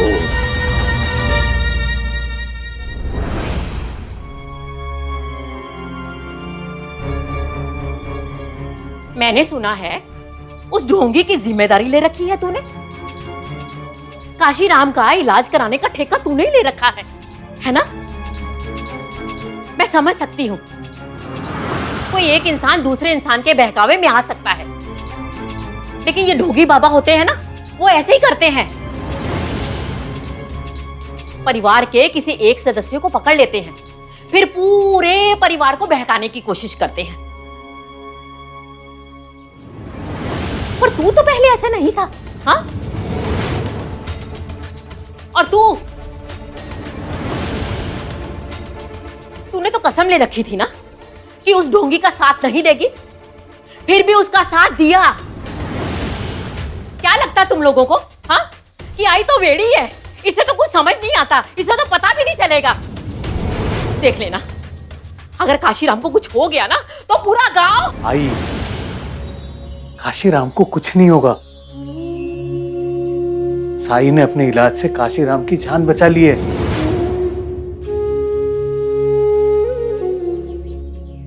और जहां तक कसम की बात है, तो कसम साई से बात ना करने की थी, और भाईजान ने तुम्हारी कसम नहीं तोड़ी। अरे काशीराम का इलाज करके साई कुलकर्णी सरकार का और भी बड़ा दुश्मन बन गया है, और दुश्मन का दोस्त दुश्मन ही होता है। याद नहीं तुम लोगों को कुलकर्णी सरकार कैसे हमारे घर का सारा सामान लूट पाट के ले गए थे? अब तो लगता है इस घर को जला ही डालेंगे। अरे उस काशीराम के प्राणों का सवाल था, इसलिए समझ सकती हूं, लेकिन आइंदा उस ढोंगी का साथ दिया ना तो मुझसे बुरा कोई नहीं होगा, समझे? हे पांडुरंगा, बुद्धि दे इन दोनों को। राम राम राम राम। अब पानी दे उसको, जा।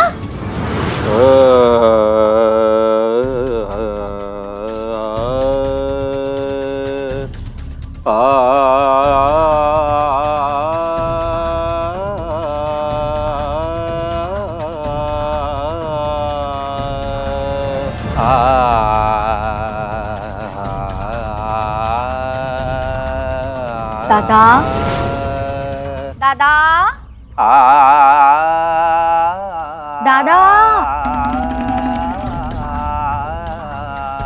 तुम यहाँ तानपुरा बजा रहे हो और वहाँ शिरडी का नया वैद बनने की तुतारी बजा रहा होगा वो साई।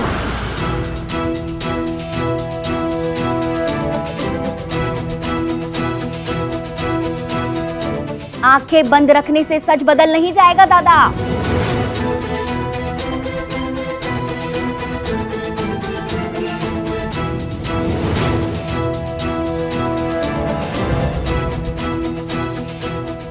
बंद नेत्रों से मैं वो देख लेता हूं जो तुम लोग खुले नेत्रों से भी देखने योग्य नहीं हो।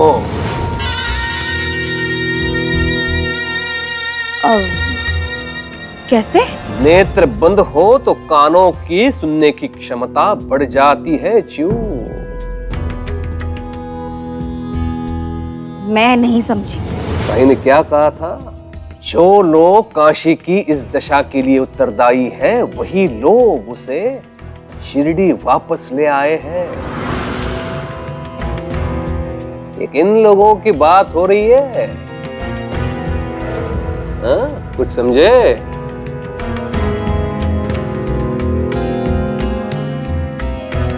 हरिओम।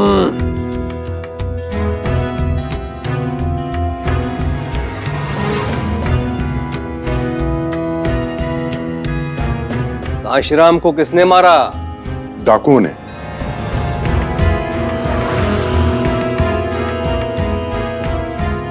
मतलब साई और डाकू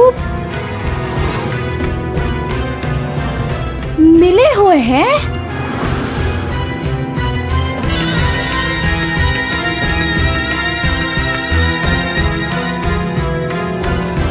हरिओम।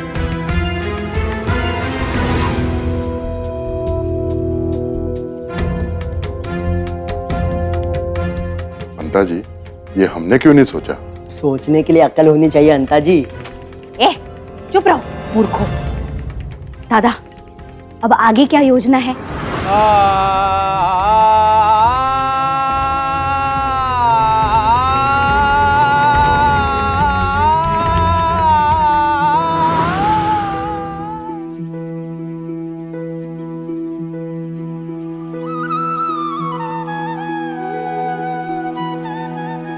अगर आपको कुछ हो जाता तो? उस बेहोशी की हालत में भी मुझे विश्वास था गोदा कि मैं ठीक हो जाऊंगा। ना तो तुम्हें छोड़ के जाने की इच्छा हो रही थी मेरी, और ना ही साईं मुझे जाने दे रहे थे। मुझे तो जैसे हर पल उनका ही सहारा था। आप थोड़ी देर सो जाइए। आंखें बंद करता हूं तो उस काली रात की एक एक बात याद आने लगती है।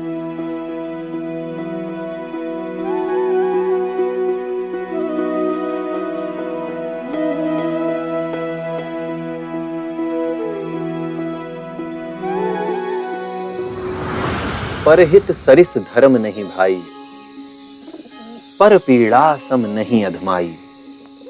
पराये के हित के समान कोई धर्म नहीं होता, और पराये को दुख देने के समान कोई अधर्म नहीं होता। लेकिन विडंबना देखो, अधर्म करने वाले को अक्सर यह गलतफहमी होती है कि वो धर्म का पालन कर रहा है। रावण भी अपनी नजर में अधर्मी नहीं था, और कंस को भी अपने अधर्म का ज्ञान नहीं था। जिस दिन अधर्म करने वाले को धर्म की सही परिभाषा का ज्ञान हो जाएगा, उस दिन उसे अपने अधर्म का ज्ञान भी हो जाएगा।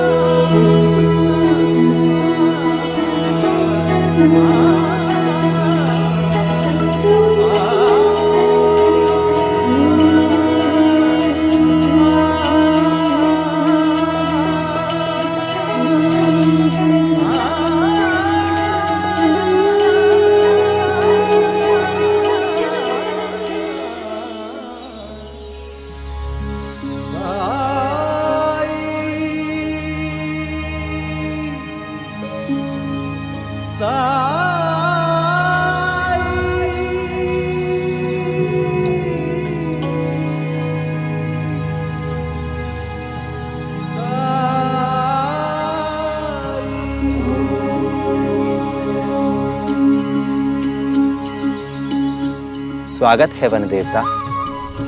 मेरे बिना आवाहन किए आप यहाँ आए, ये मेरे लिए बहुत सुख की बात है। आह्वान तो आपने किया है साईं, अपने विचारों को कर्म में बदलकर। मैं आता कैसे नहीं। कोई भी मेरी संपदा का पोषण करे, संरक्षण करे, सदुपयोग करे तो मुझे प्रसन्नता होती है।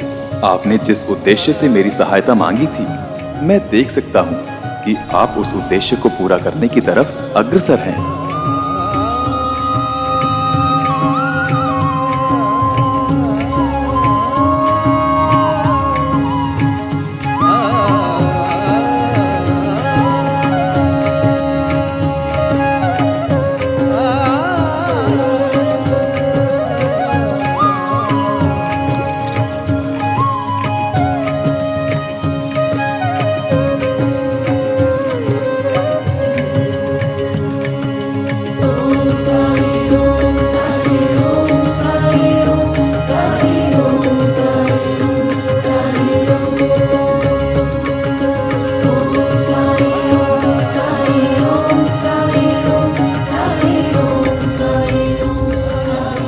आपका यहाँ आना इस बाग के लिए आशीर्वाद है।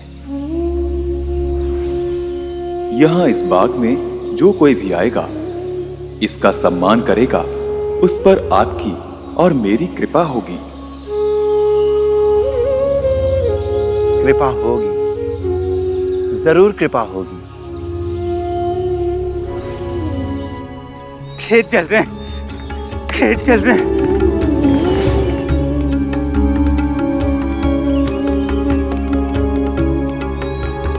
धरती से धार फूटेगी। पानी निकालना, पानी चाहिए, पानी चाहिए। इस धरती से धार फूटेगी, इस धरती से धार फूटेगी। वो देख पानी। नहीं है।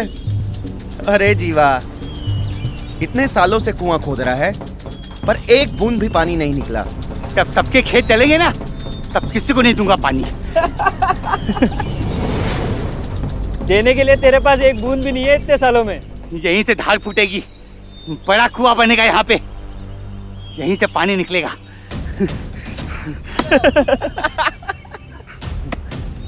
जीवा, मिल गया पानी। शाबाश जीवा, शाबाश। लगता है धार फूटने वाली है।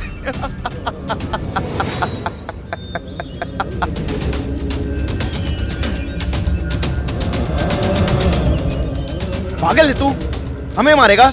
रुक तू रुक अभी। क्यों परेशान कर रहे हो उसे? अच्छा लगता है उसे परेशान करना?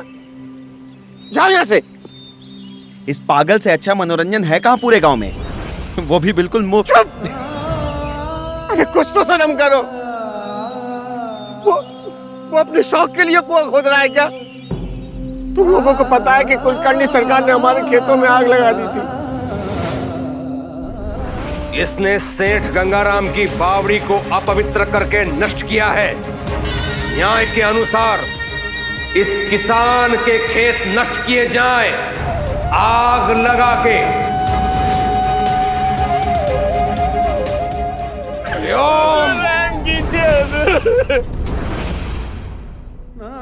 उसी सदमे ने मेरे बेटे की हालत कर दी है। जाओ यहाँ से। छोड़ो, ये नहीं सुधरेगा।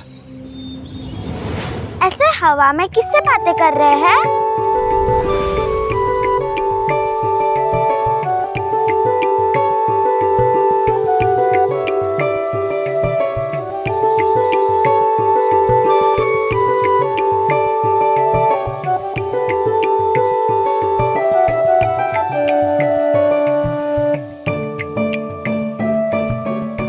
मुझे तो दूर दूर तक कोई भी नहीं दिख रहा है। मेरे दोस्त ऐसे ही हैं, सबको नहीं दिखते।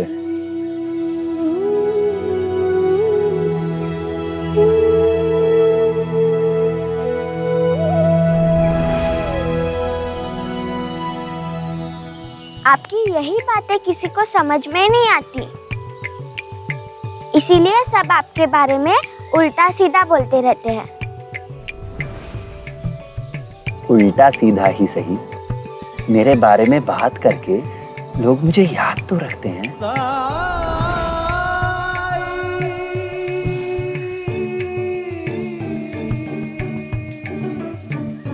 साईं, आप जानबूझकर मुझसे पहेलियों में बातें करते हैं ना? आप जानते हैं मैं आपसे बहुत गुस्सा थी। मैंने आपको बहुत पुकारा भी था। मुझे लगा कि आप शिरडी से चले गए हैं।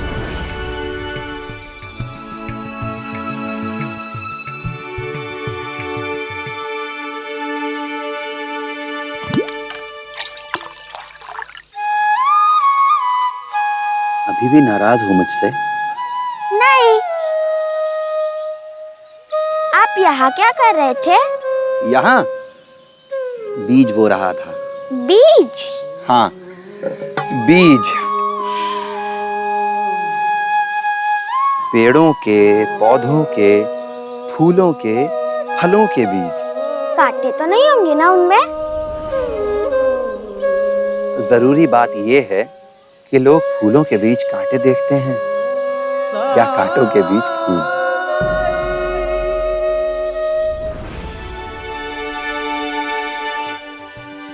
अरे झिपरी, तेरी माँ तुझे कब से ढूंढ रही है?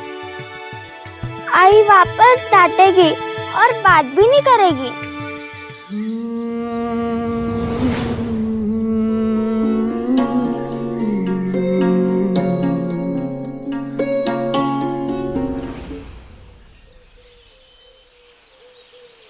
लबों से भले ही वो तुमसे बात ना करे,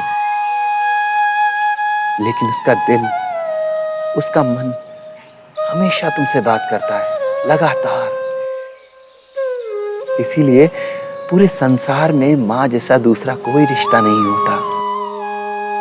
चलो।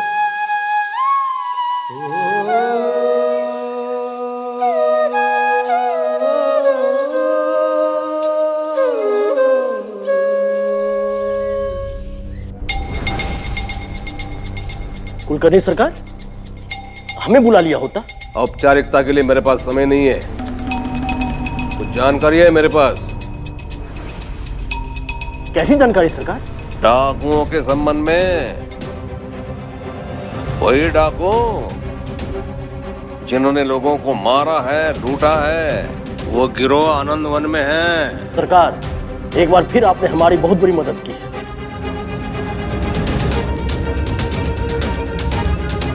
मदद विफल हो सकती है यदि आपने अविलंब कार्यवाही नहीं की तो। ओम।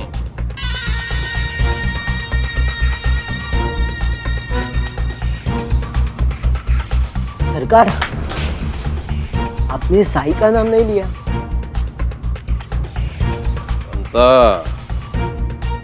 नाम से क्या होता है? काम होना चाहिए। हरिओम। साईं, काशीराम काका को आपने ही ठीक किया है ना? लेकिन जंगल में एक चिड़िया या जानवर अगर उन्हें चोट लग गई तो उनका इलाज कौन करता है? पशु पक्षी बहुत समझदार होते हैं। छोटी मोटी चोट का इलाज तो वो लोग खुद ही कर लेते हैं, क्योंकि वो हमारी तरह प्रकृति से दूर नहीं होते। कौन सी जड़ी बूटी उनके लिए मददगार होगी ये उन्हें पता होता है। लेकिन उन्हें कैसे पता? माँ, उनकी माँ सिखाती है उन्हें। सच कहा आपने। माँ के सिवा कोई रिश्ता नहीं, है ना?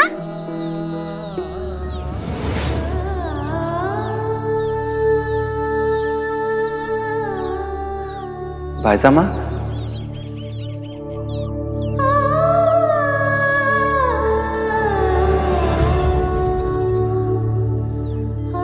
भाईसा का खेत में जा रहे हो ना आप, अप्पा के लिए रोटी लेके?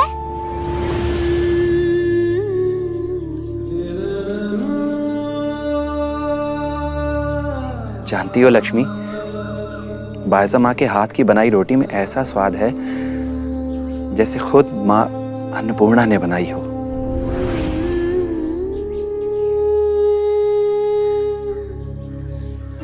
सदा मुस्कुराना, भला काम करते रहना, यही मेरा आशीर्वाद है तुम्हारे लिए। बाज़मा।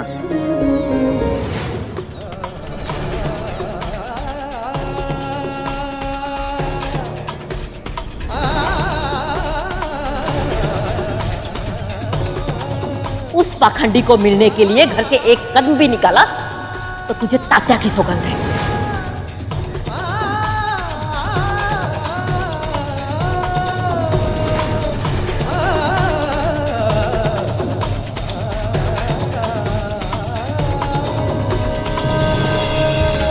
जीवा, बेटा जीवा।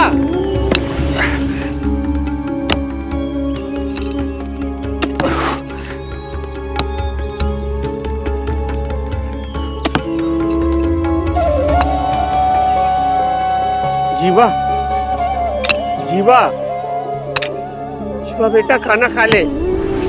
खाना नहीं खाएगा तो ताकत कैसे आएगी कुआं खोदने के लिए बेटा? बेटा बहुत दिनों से तूने कुछ नहीं खाया है बेटा।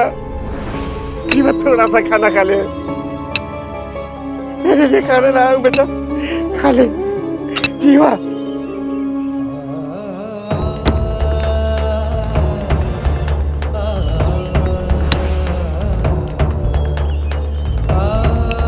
बेटा घाव पे मल्लम लगा ले, वरना घाव कैसे भरेंगे बेटा? जीवा, जीवा मेरी बात सुन बेटा। बेटा मेरी बात सुन। नहीं खाना मेरा खाना, नहीं लगाना मरहम।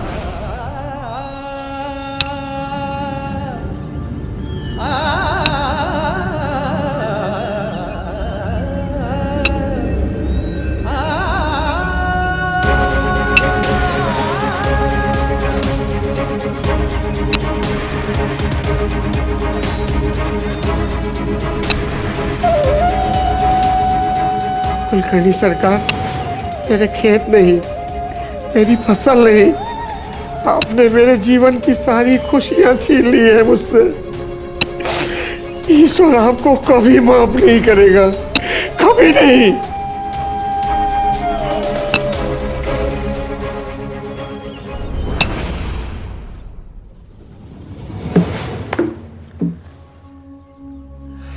देखिए तात्या कैसे मृदंग सीख रहा है।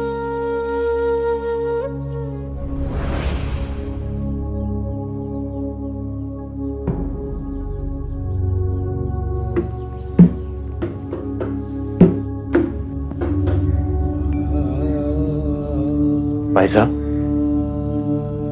साई से मिली? आया था वो मेरे सामने, मुझसे मिलने, मुझसे बात करने, पर उस कसम की बेड़ियों ने मेरी ममता को जकड़ के रखा था।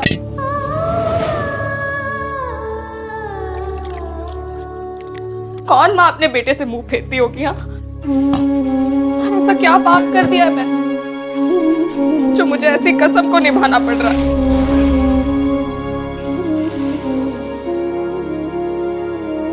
एक माँ को अपने बेटे से दूर करने वाली कैसी कसम है ये? आई भी तो एक माँ ही है ना, फिर मेरे साथ ऐसा क्यों कर रही है? मैं अपने आप को तो समझा लूं, लेकिन उस ममता को कैसे समझाऊं जो साई का नाम सुनते ही उमड़ आती है? बेटा है वो मेरा, भले ही उसे जन्म ना दिया हो, लेकिन मुझसे अलग नहीं है वो। तात्या से पहले उसने मुझे माँ कहा था, और ऐसा क्या कर दिया है उसने? ऐसा क्या दोष है उसका जो मुझे इतनी बड़ी सजा दे रहा है? क्या बीत रही होगी उस पर, क्या सोच रहा होगा वो?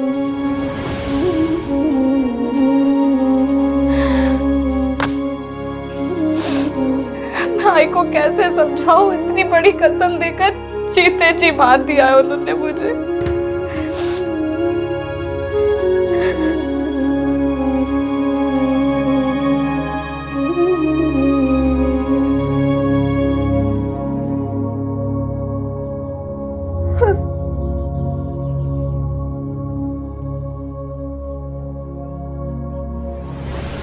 दुख भी जिंदगी की उतनी ही बड़ी सच्चाई है जितना कि सुख।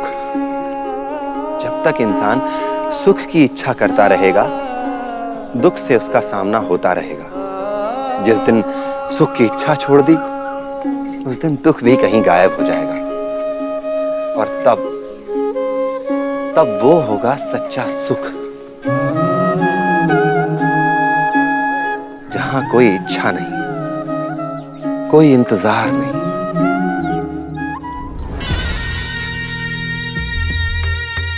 अच्छे से हाथ चलाओ। चांदी के तेल से शरीर की मालिश और सरकार का शरीर ऐसे दमक जाएगा कि क्या बोलूं मैं। 4 शब्द से ज्यादा वैसे भी बोल क्या पाते हो आप पंता जी? अरे मूर्खों, व्यर्थ की बातों के लिए तुम लोगों के पास समय है। दादा,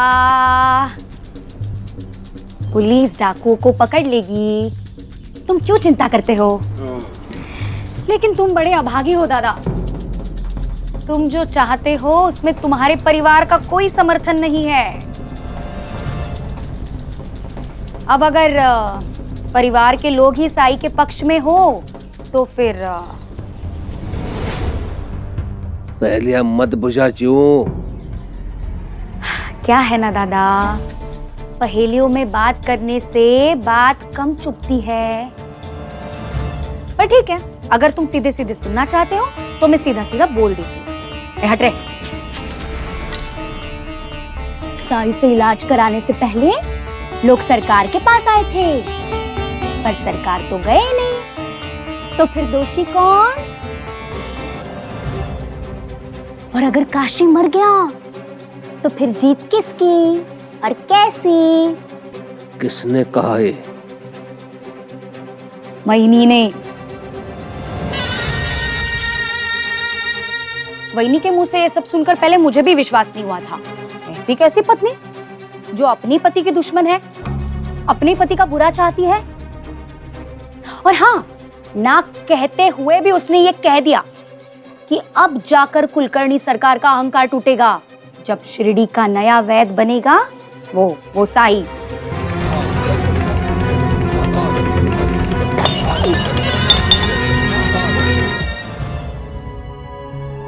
इस पागल से अच्छा मनोरंजन है क्या पूरे गांव में? वो भी बिल्कुल मुफ्त। शिवा, वो पानी। शिवा, मिल गया पानी।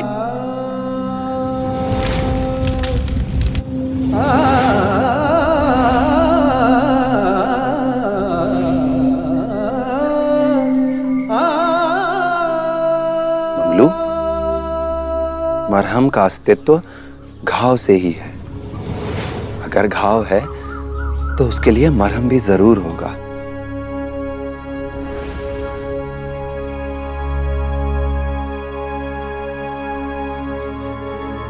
आओ, यहां बैठो।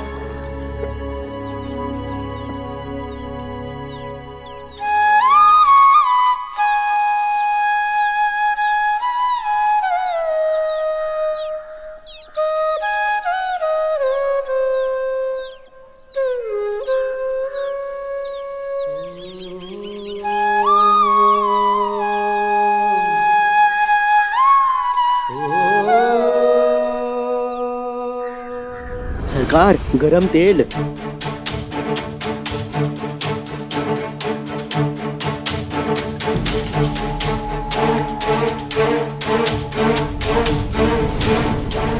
रुक्मिणी, इसमें जो सिक्का है वो निकालो।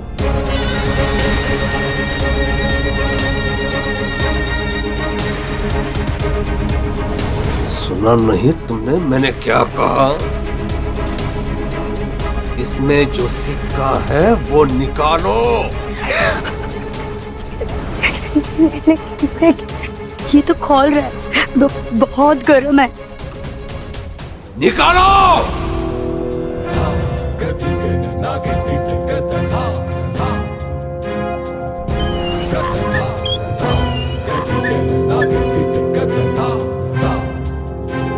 बहुत प्रश्न करने की इच्छा होने लगी है ना?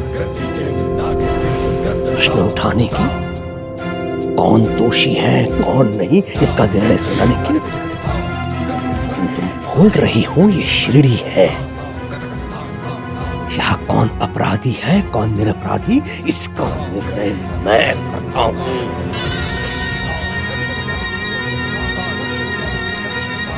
मैं ही हूं जिसको अधिकार है दंड देने का और क्षमा करने का भी।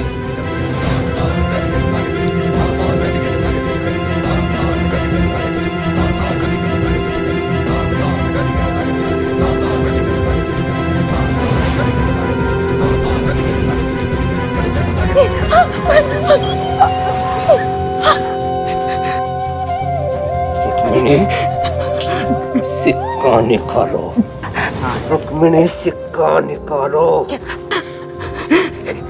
रुक्मिणी सिक्का निकालो।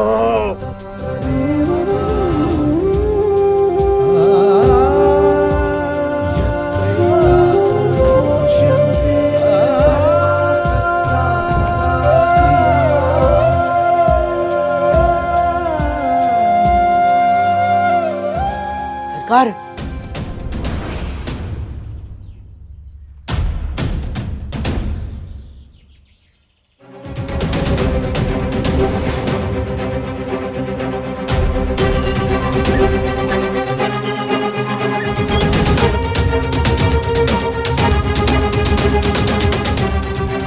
हरिओम।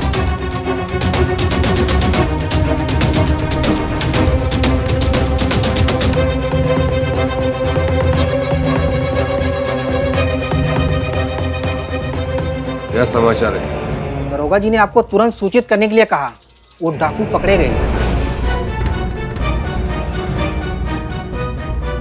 बेचारा साईं, अब उसे कौन बचाएगा? हरिओम। ऐसे और भी मजेदार वीडियो के लिए हमारे चैनल को लाइक, शेयर और सब्सक्राइब करें।